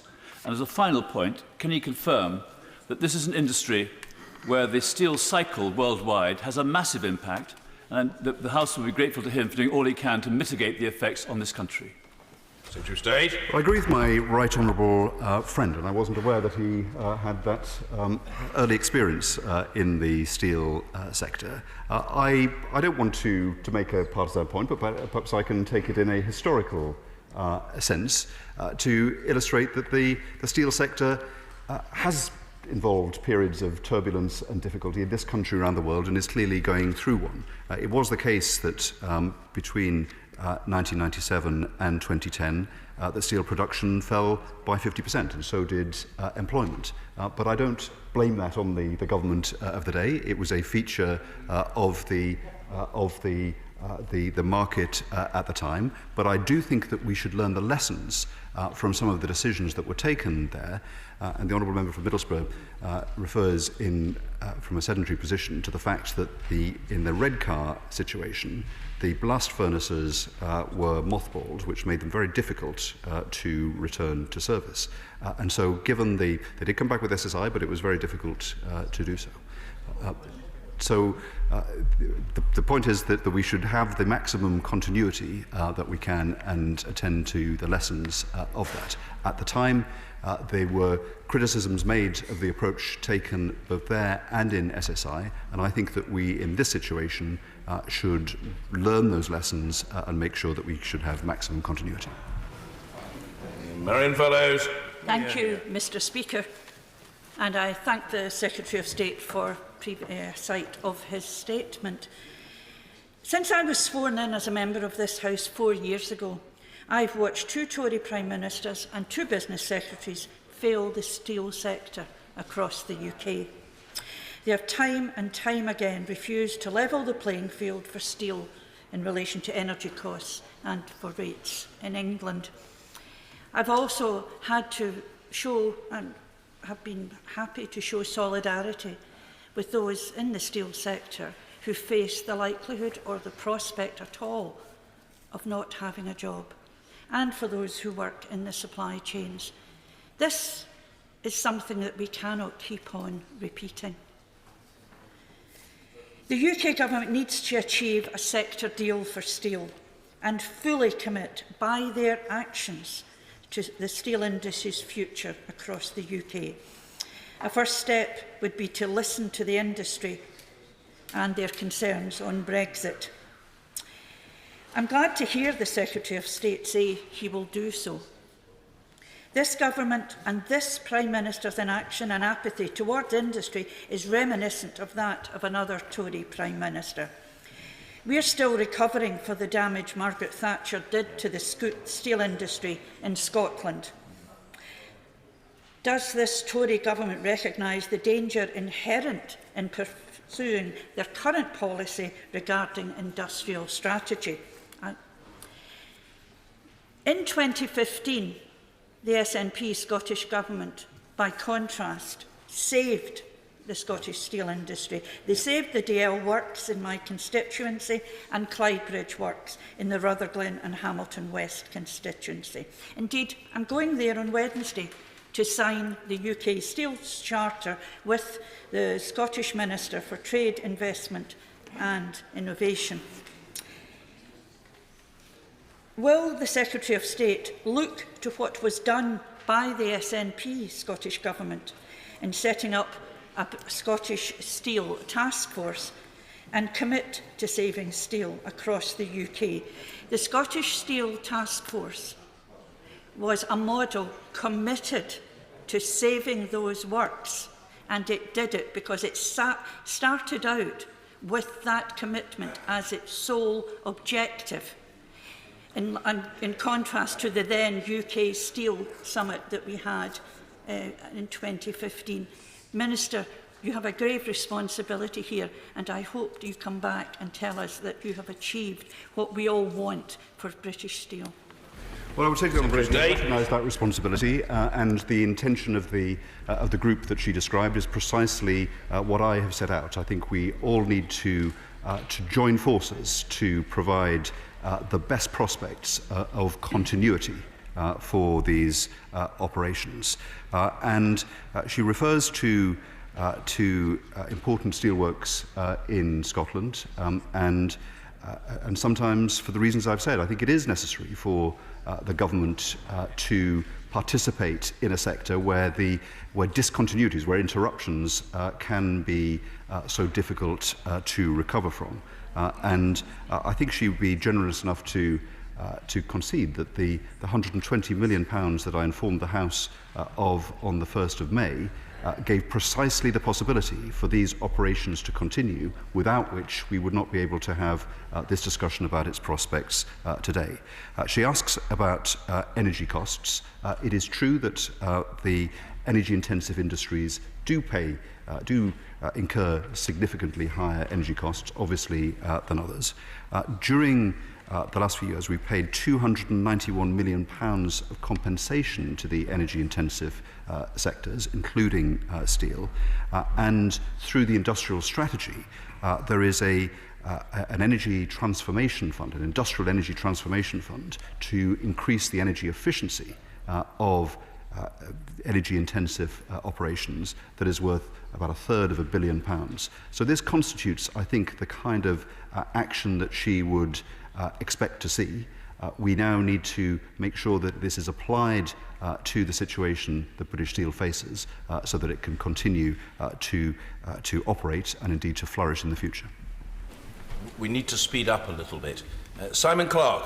Thank you, Mr. Speaker. I thank my right honourable friend for his statement, which will be hugely reassuring to my constituents at Skinning Grove, most of whom live very close to where they work in that community. It's vital that we prevent the closure of that plant. It's vital that we obviously prevent the closure of Scunthorpe and Lackenby and all the others that are affected. And with that in mind, can I welcome the way the government has provided the indemnity to the official receiver to try to keep it operational while we seek a buyer. But beyond that, can I emphasise the case for public or indeed a public-private partnership in order to serve as a bridge to new ownership? Because the priority is to save jobs, and everything else, all matters of ideology, must come second to that. Well, my honourable friend is absolutely right, and I think we do need collectively to do everything we can. It's not entirely in the hands of the government. Obviously, the official receiver is responsible for the operations, and I know that the trade unions and local communities want to participate. The Director General of UK Steel, when he asked to comment this morning, was asked whether he thought that the government has done everything it can, and he said, I think the government has, and I think there is a recognition that I'm sure my honourable friend will find in the sector, that we really are serious about doing everything that we can within our legal purpose, within our legal limits, to be able to help give stability and a good future to this industry. Rachel Reeves. Thank you very much, Mr. Speaker. This is a desperately sad day for our steel industry and those who are working in it, and I'm sure that the Bayes Select Committee will want to look at what triggered the collapse of this company. So can I ask the Secretary of State, the government are now paying the wages of the workers at British Steel, and that is very welcome.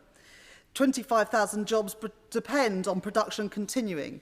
So will British Steel, under the government's official receiver, continue to take new orders to maximise the chances of the company's survival? And will the government guarantee to pay the wages and continue production at the site until a new buyer can be found? Well, I'm grateful to the Honourable Lady, and I would very much welcome her Select Committee looking into this, and it might have wider lessons for questions as to how assets of such importance, where continuity is important, are held. I know many members of the House today serve on that committee. When it comes to paying the wages of the employees, we should be clear, it is the official receiver who is responsible for that, not the government. The government's provided an indemnity to the official receiver, but the official receiver's responsibility is to manage the business and to make a judgment about the prospects for the business going forward. But he started today with a clear statement that the business continues to trade and the workforce continues to be employed and continues to be paid, and obviously that, I hope, will be reassuring for members of staff. Andrew Percy. Can I, on behalf of the thousands of my constituents whose livelihood rely on Scunthorpe, thank him for his personal interest and dedication. I know he's worked incredibly hard to try and find a solution here. Moving forward, can I also echo the comments of my honourable friend from Middle of South and East Cleveland about not applying any ideology to what the ownership model moves forward, and say two other things. Firstly, that we want to keep this site together. We don't want any cherry picking here if that can be avoided. And secondly, will he encourage the official receiver to work with North Lincolnshire Council and the local enterprise partnership, who commissioned and paid for a study as to how British Steel could make better use of other parts of this site, generate money, some of it potentially for energy generation and for housing, but that hasn't been taken forward by the current owners. So can he ensure that the official receiver looks very closely at that too? Well, I'm grateful to my honourable friend, and I will certainly do that. As I say, the official receiver is independent, but it is very much in his interest to maximise the opportunities on the sites that are now in his charge, and I dare say that study will be helpful in that. And I completely agree with him that we should not take an ideological approach in any way to this. We need to do what is right for the jobs and livelihoods of people that work in and around those sites. Mick Dakin. Thank you, Mr. Speaker. Can I thank the Secretary of State and his ministers and officials for the work that they have been doing over a long period of time to get this business to the place we all want to get it. And can I thank him for his statement and the commitments he's made in this statement and his recognition of the strategic value of this industry and this business to the UK, not just to the workers and families affected in my constituent and other honourable members' constituencies. And can I ask him if he will commit to ensure that the assets, the national assets that are there, are secure for the future, and commit to involve the workforce in all discussions going forward through the excellent trade unions that work in the steel industry, so that they can be full partners as we take this business into a better future. Well, I'm very grateful to the honourable gentleman for what he said. The town that he represents has a very proud history of steelmaking, and I want that to continue for many years into the future, making history in the future as it has done in the past. It's vital in that, it seems to me, to reflect the sense of community that there is in the steel industry, both in particular places and across the country. So I will certainly, through my contacts with the trade unions and the workforce, involve them in discussions around the future, and will encourage the official receiver, and who I'm sure will want to benefit from precisely those discussions. Mr. Richard Harrington. Thank you, Mr. Speaker. Mr. Speaker, I would like to say that the Minister, in his urgent question yesterday, said that the Secretary of State and he would leave no stone unturned to save this business at British Steel. And I can confirm, in my experience as a Minister dealing with this before, the Secretary of State's commitment is absolutely second to none.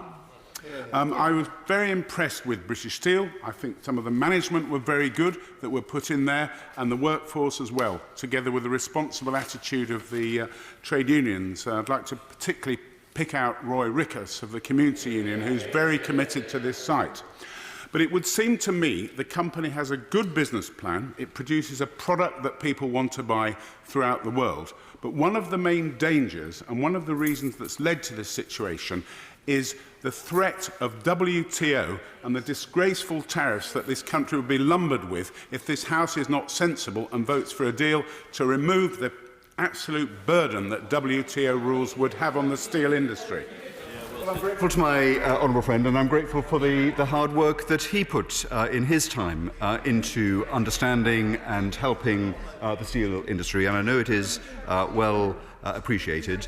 And the tribute that he makes to Roy Rickus is something that I would echo. He and I and my colleague, the new minister, have always had a very good relationship with the trade unions. I spoke to Roy Rickus and Steve Turner of Unite this morning. They share the intention I think everyone in this House has to have the best possible future. It is a fact that one of the reasons, not the only reason, but one of the reasons for the problems that British Steel is experiencing is the uncertainty as to whether our future relationship with the European Union will be one that involves tariffs or not. At least that is what the management say. I, like my honourable friend, have a high regard for the management of British Steel. I think they need to be taken at their word and that we should resolve this uncertainty as quickly as possible, because that is one major contribution we can make to the future of British Steel. Pat McFadden. Thank you, Mr. Speaker. I'm grateful to the Secretary of State for his approach in recent weeks and for his statement today. Can I take him back to the comments that he's made about the difficulty of turning off steel mills like a tap? They can't be turned off and on like a tap.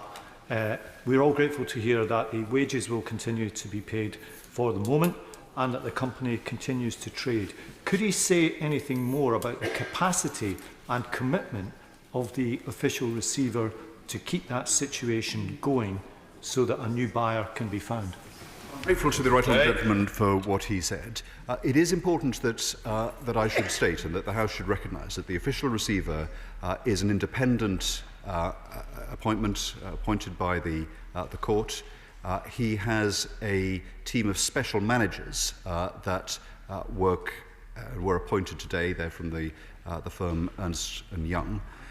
Their responsibility is to secure the best possible resolution to of the assets that they inherit. They have strict duties to the court. They can't be directed by me. But my experience of the Insolvency Service and the official receiver is that they will want to recognise the importance of continuity, where, as is my contention, this is something that actually helps secure the best value for the future of the site. And I know that they have that very much in mind from my conversations, but it is important to emphasise that they are independent and don't take direction from me. Tom Pursglove.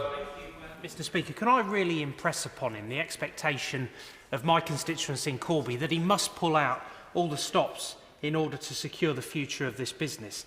But could he also advise the House if there have been any other steel businesses that have come forward and indicated a willingness to take this on at this stage?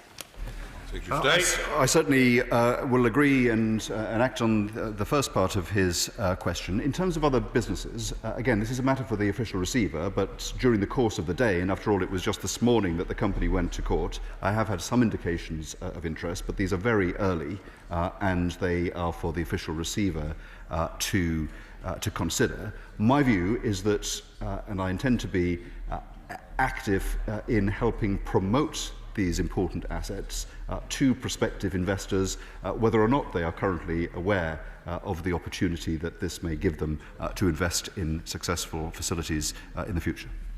Anna Turley. Mr. Speaker, can I start by thanking the Secretary of State for the way he constructively engaged with me on the phone this morning. It was really appreciated. And I also want to pay tribute to all of those at British Steel who've worked so hard, particularly over the last 3 years, to try and make a success of the company. I was very proud to be at the launch in the Lackenby beam mill in 2016 when, out of the ashes from the SSI disaster, we felt that British Steel was going to rise and be a really strong and fantastic brand. So it's obviously extremely disappointing for those workers and others all around the country. Can I implore the Secretary of State to learn the lessons of SSI in 2015. He's spoken very movingly today about the importance of keeping the asset going, but that's the absolute #1 priority. We cannot turn this off because the consequences for individuals, for families, for communities, for local economies, and the clean-up costs that we are still facing 3 years down the line with a rotting site that we have that is decaying and is still toxic, that cannot be allowed to happen again. We must ensure the assets are maintained and preserved and those jobs are safeguarded. Well, I'm grateful to the Honourable Lady, and as she knows, as someone that grew up in her constituency, I'm very familiar with the landscape of steel making on Teesside and right across it. I think we do need to learn the lessons of this. Across the country, and including in Scotland, as we've heard, there have been times when the steel industry has been challenged. Not everything has been done in the best way each time. We should learn the lessons and apply them in this case. I hope that the official receiver will do that. Part of the indemnity that is given is to provide the official receiver with the confidence that the liabilities and particularly the safety aspects will be covered. Mark Palsey. Speaker, the Secretary of State will know that for any business to succeed, it's vital to look after the needs of the customer. So I wonder if you could say a little bit more about the steps that are being taken to maintain continuity of supply of the excellent, high-quality products produced by British Steel to manufacturers and to contractors. I'm grateful to my honourable friend, and he's absolutely right. The company benefits from some very good relationships with customers. Network Rail is one that I would particularly mention.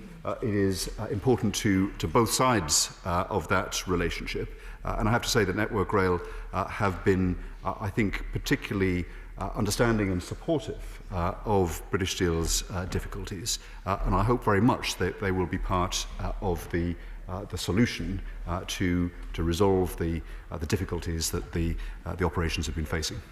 Nick Smith. Thank you, Mr. Speaker. The government needs to buy more UK-produced steel. Yet the Ministry of Defence has refused to confirm that it will buy UK steel for the Navy's solid support ships. Less than half of the steel currently bought by the government is from the UK. So how high will that percentage be in a year's time to help avoid recurring steel crises? Well, what I would say to the honourable gentleman is I hope that he would acknowledge that we have taken some major steps here. First of all, publishing for each government department what is the proportion of UK steel that is procured for each of those departments. The second is to have changed the procurement rules so that social and environmental factors can be taken into account in procurement in a way that they weren't in the future. The third thing that we've done is to publish a future pipeline of opportunities. We've done all of these things because I agree with the honourable member's contention that where we have good quality British steel that can be used for purposes in this country, we should be making use of it. Martin Vickers. Thank you, Mr. Speaker. Like my colleagues, I congratulate the Secretary of State and his ministerial team on the efforts they've been making on this and for keeping members informed. The Secretary of State knows Northern Lincolnshire very well, and he'd be mindful that around 200 people are employed on the Port of Immingham, either by British Steel or associated companies. Can he give those businesses and their employees an assurance that when the government decisions are made in future, that those associated industries will be at the forefront of his mind? Well, my honourable friend is right that the impact of an industry like steelmaking extends beyond its own limits, and the example that he gives is a good example of that. It is important that these are reflected. Obviously, because the business is trading, it means that suppliers can count on being paid now that they have the protection of the official receiver, and I hope that will give them confidence that perhaps was knocked in recent weeks when there were widespread rumours of the cash flow difficulties that the company was facing. Jessica Morden. Thank you, Mr. Speaker. I know that steelworkers in the community I represent will be very much thinking about those affected by the announcement of British Steel sites today. And does the Minister acknowledge that the Uncertainty around thousands of jobs, including those in the supply chain, could pose a threat to other steel companies because of the potential weakening of the supply chain. I think the government must show by its actions that it values its manufacturing industry. Well, what I would say to the Honourable Lady is that I think it is important that we consider and act on the impact on the wider supply chain. And part of the group that I propose to bring together to support British Steel will include representatives of suppliers, and I will set out some further details of how we might do that in the days ahead. Jack Brereton. Thank you, Mr. Speaker. Energy-intensive industries like steel and those other manufacturers in my constituency of Stoke-on-Trent South have come under increasing pressure from high energy costs. So could my honourable friend, the Secretary of State, outline some more of the measures they're taking in the government to address these high energy costs? Good question. Well, my honourable friend is absolutely right, and the ceramics industry does share the concerns of the steel industry in needing to have relief from high energy costs. The Industrial Energy Transformation Fund is very much available to the ceramics industry, and I hope that they will come forward with proposals that can reduce the energy consumption and in that way reduce the energy bills that they have and so make the industry more competitive. That applies to ceramics as it does to steel. Peter Kyle. Thank you, Mr. Speaker. I too am grateful to the Secretary of State's approach to this challenge. Hours before the collapse, the other minister yesterday at the dispatch box said that no stone had been left unturned in the run-up to this. That implies that collapse was inevitable. I don't believe this sort of collapse is ever inevitable. As we move forward, can he reconfirm that he will do everything he possibly can to make sure that this plant carries on trading for as long as it takes to get it back on its feet? But secondly, that he will do everything he can to get a sector deal for the steel industry that they have been crying out for a very, very long time up and running? Well, I will do everything I can. Will continue to do everything I can. It is important to level with the House that I don't run these operations and these assets. They're under the control of the official receiver. But I will do what I can to interest prospective partners with a long-term interest in this, and I will continue to leave no stone unturned. And as with the solution to the ETS problem, I will be creative where I possibly can be in finding solutions to that. In terms, the second point was. The sector deal. In terms of the sector deal, the sector deal was proposed in the industrial strategy. I'm very keen that there should be a sector deal in the steel industry. But the essence of a sector deal, as he knows from his work on the Select Committee, is that it is mutual investment by both sides. There is a good plan there, but one of the difficulties at the moment, and British Steel is a good example of that, it hasn't been possible to see that investment coming in that is the hallmark of every sector deal. I very much want that to be the case, and I hope in talking to new partners, this might be an opportunity for that sector deal to be completed, because we do have the new investment that is required in every one of those deals. Jeremy Lefroy. Thank you, Mr. Speaker. I entirely support what my honourable friends for Middlesbrough South and East Cleveland and Brigham Gould have said about an innovative public-private approach to this. In his statement, my right honourable friend talked about the accounting officer's assessment, which said that it would be unlawful to provide a guarantee or loan. Could he confirm what the situation would be in regard to equity capital in the context of a public-private partnership or other innovative solutions such as those that have already been mentioned? I'm grateful to my honourable friend, and as I said to our colleague, we shouldn't allow any ideology to influence these decisions. But he's right to draw attention to the accounting officer's opinion and advice on this. And this includes an assessment which makes it clear that the option of whole or partial nationalisation of the company, temporary or permanent, does not change the assessment of legality. And the reason for that is that it's not a question of the ownership it's of the cash needs of the company, and whether a business is owned in the public sector or in the private sector, for the government to put cash in, it has to meet the test of commerciality, whichever sector it's in, and that is the legal test on which it hinges. On break. Thank you, Mr. Speaker.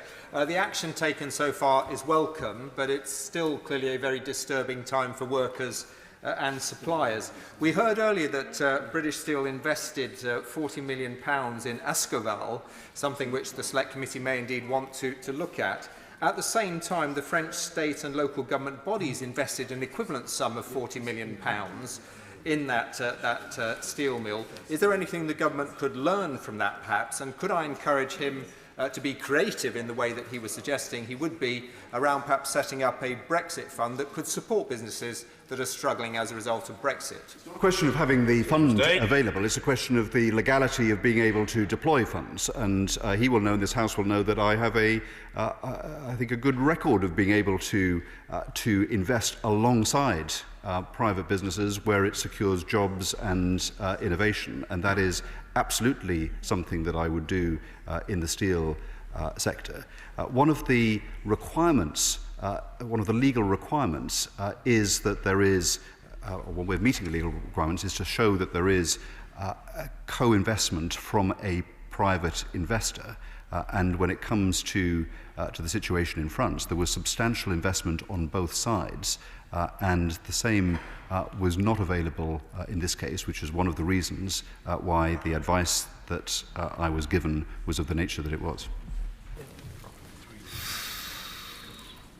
Jim Cunningham. Thank you very much, Mr. Speaker. I was wondering whether you were going to call me or not, but on 2 or 3 occasions now we've been back here with J&K, Bombardier, and I wonder where we're going, because if you look at the steel industry, it's vitally important to manufacturing in this country, and more importantly in terms of the defence industry. And whilst I thank the Secretary of State for his statement, I actually worked at Rolls-Royce when it collapsed in 1971, and there's no worse situation an employee can find themselves in, because that went on for weeks until eventually, I've got to say this to the Secretary of State, the Heath government had to semi-nationalise it, and I've got a feeling you may be back here again in a couple of weeks' time if you can't find a buyer. So you'll really have to consider that, and I hope you will consider that, because if you don't, you're inflicting a lot of pain on a lot of good employees who work very, very hard. And once you've experienced something like that, you never forget it. Yes, well, the Honourable Gentleman is raising a very serious point, but I just very gently observe that I will not find a buyer, and I will not be giving any consideration to this matter whatsoever. Do your best. Well, Mr. Speaker, I get his gist. I know what he requires, and he's right to call attention to the fact that, notwithstanding the intentions that everyone in the House has expressed, today is a day that no one in Scunthorpe, Skinning Grove or on Teesside wanted to see. It's a very worrying day. People will go to bed tonight very concerned about their future. We can't resolve it overnight, but we can resolve to do everything that we can practically to make a good future possible. And I'm grateful for the support from across the House and the commitment from across the House for all of us to do precisely that. Mr. Vernon Coker. Thank you very much, Mr. Speaker. Can I join with others in welcoming the commitment of the Secretary of State to do all he can to prevent the demise of one of our great strategic industries?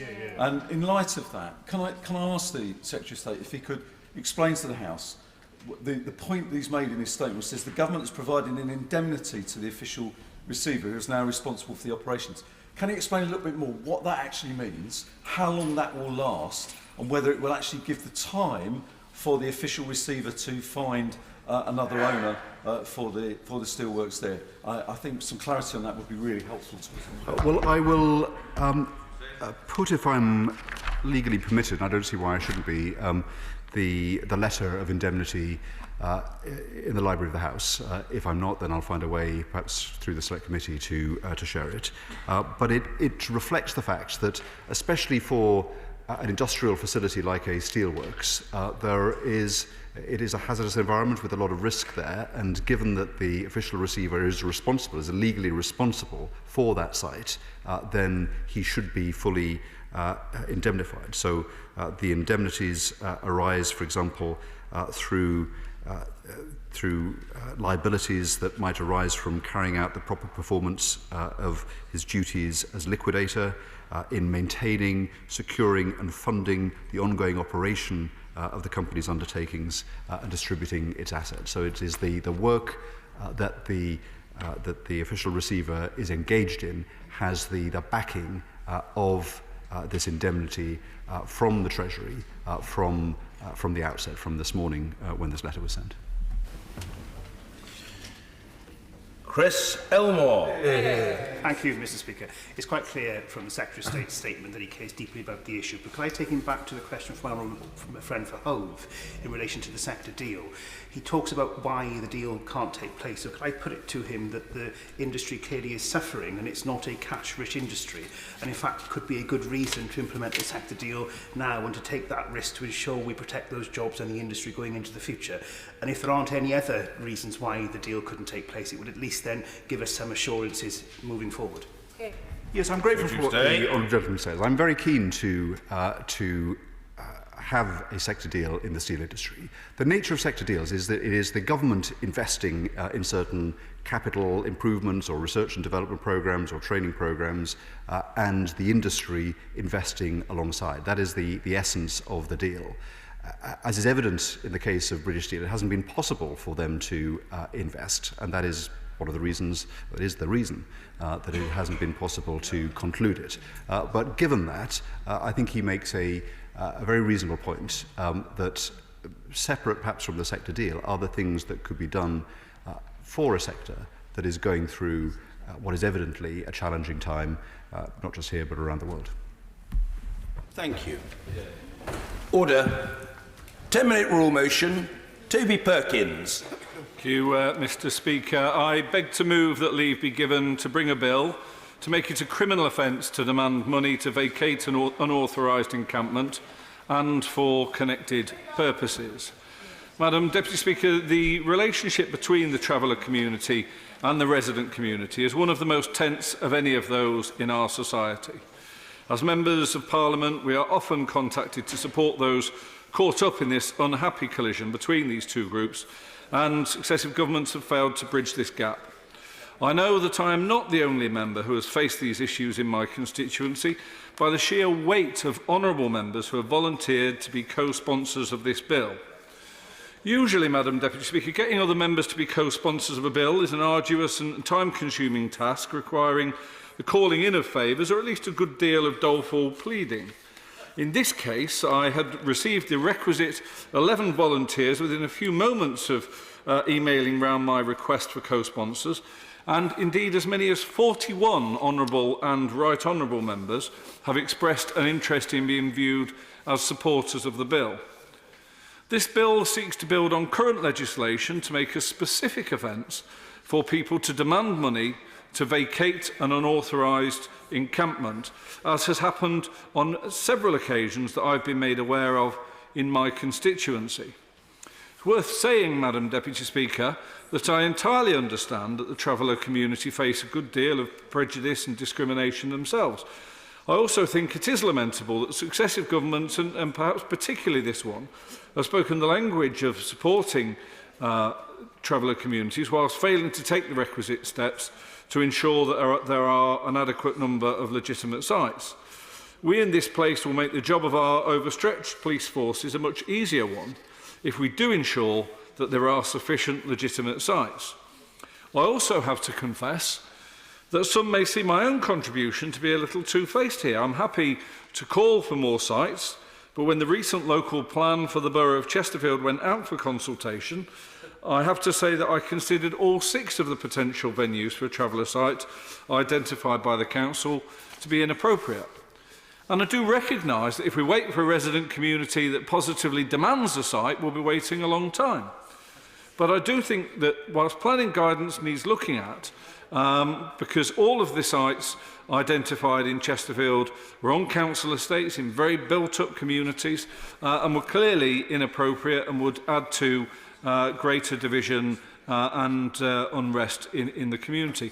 But surely sites more remote from other housing estates would make more sense than inflicting these collisions onto a specific estate and community. Now, having said all of that, it is perfectly possible to have every sympathy with the issue of the lack of authorised encampment and still be horrified by some of the practices that we've all experienced in terms of these unauthorised encampments. In particular, it is clear that far from simply requiring a place to stay for a few days, many travellers have seen the disquiet that their visit causes as an opportunity to use this fear to earn and indeed to demand money.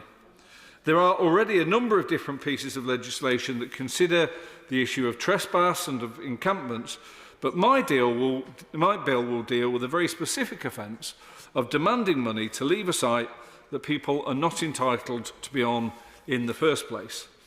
Now, I was contacted, Madam Deputy Speaker, 3 weeks ago by an IT firm in my constituency called Spirit, who are based on the Bridge Business Park in Dunstan in Chesterfield. They employ more than 20 people and had been notified that travellers had moved onto their car park at 7 p.m. That night.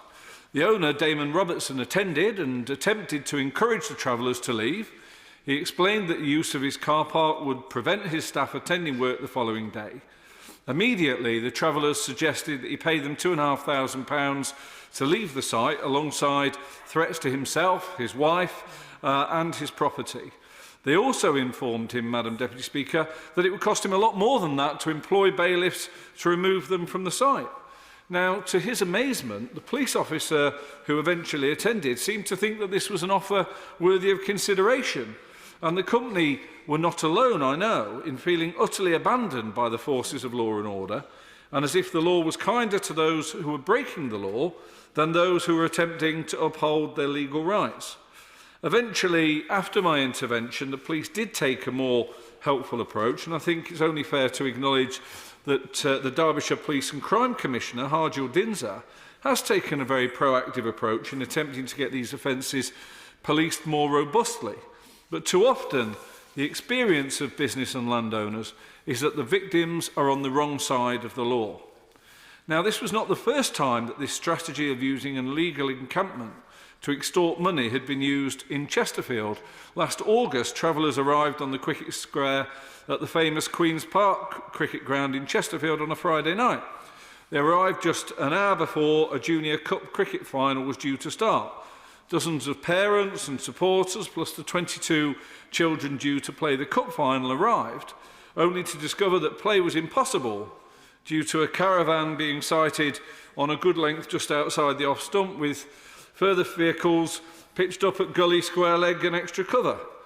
The chairman of the cricket club approached the travellers and asked them if they'd mind moving 60 yards or so onto the bank. There's a large amount of parkland just beyond the cricket pitch at the Queen's Park, so that the children's cup final could take place. He explained the children had worked hard to get to the cup final, that their parents were all excited about watching them play.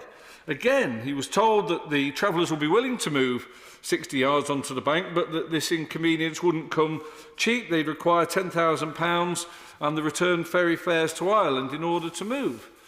In researching for this debate, I also learned of the case of Thwaites Brewery in Blackburn, where an even bigger group of 20 caravans arrived on site, ultimately causing around £350,000 worth of damage and stolen goods. Again, they made financial demands to move, in this case asking for £20,000 to leave the site. And the police's first question to the brewery owners was, "Are you insured?"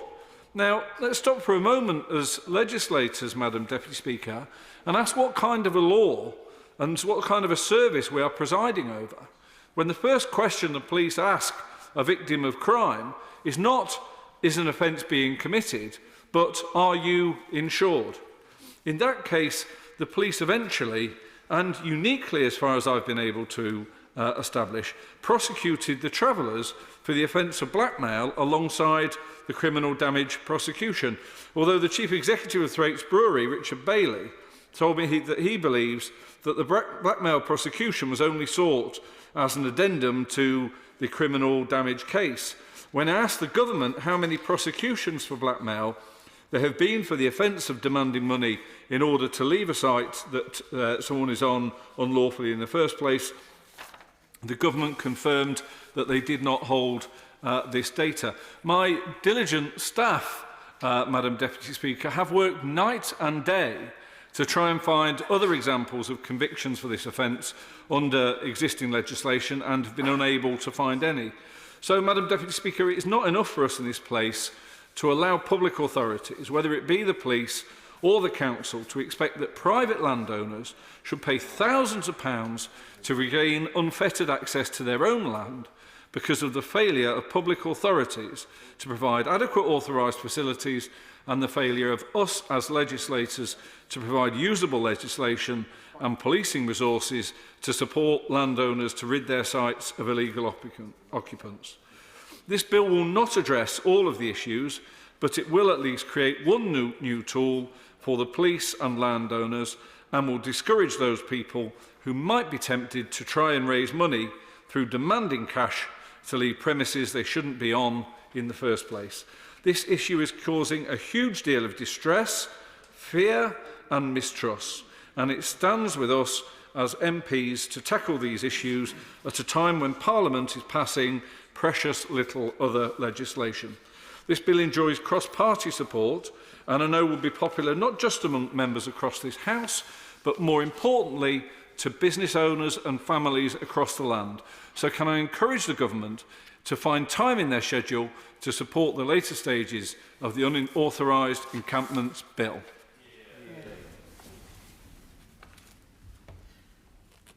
The question is that the honourable member have leave to bring in the bill. As many as that opinion say aye. Aye. Of the contrary, no. The ayes have it. The ayes have it. Who will prepare and bring in the bill? Vernon Coker, Sir Roger Gale, Nigel Mills, Philip Davis, Matt Weston, Stephen Pound, Bob Stewart, Ian Austin, Albert Owen, Mr Jonathan Lord, Sir David Amis and myself, ma'am.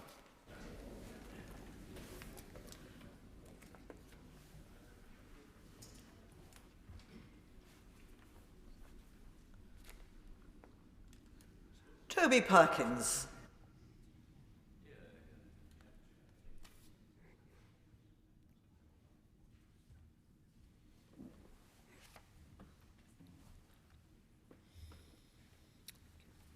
Unauthorised Encampments Bill. Second reading what day? Tomorrow.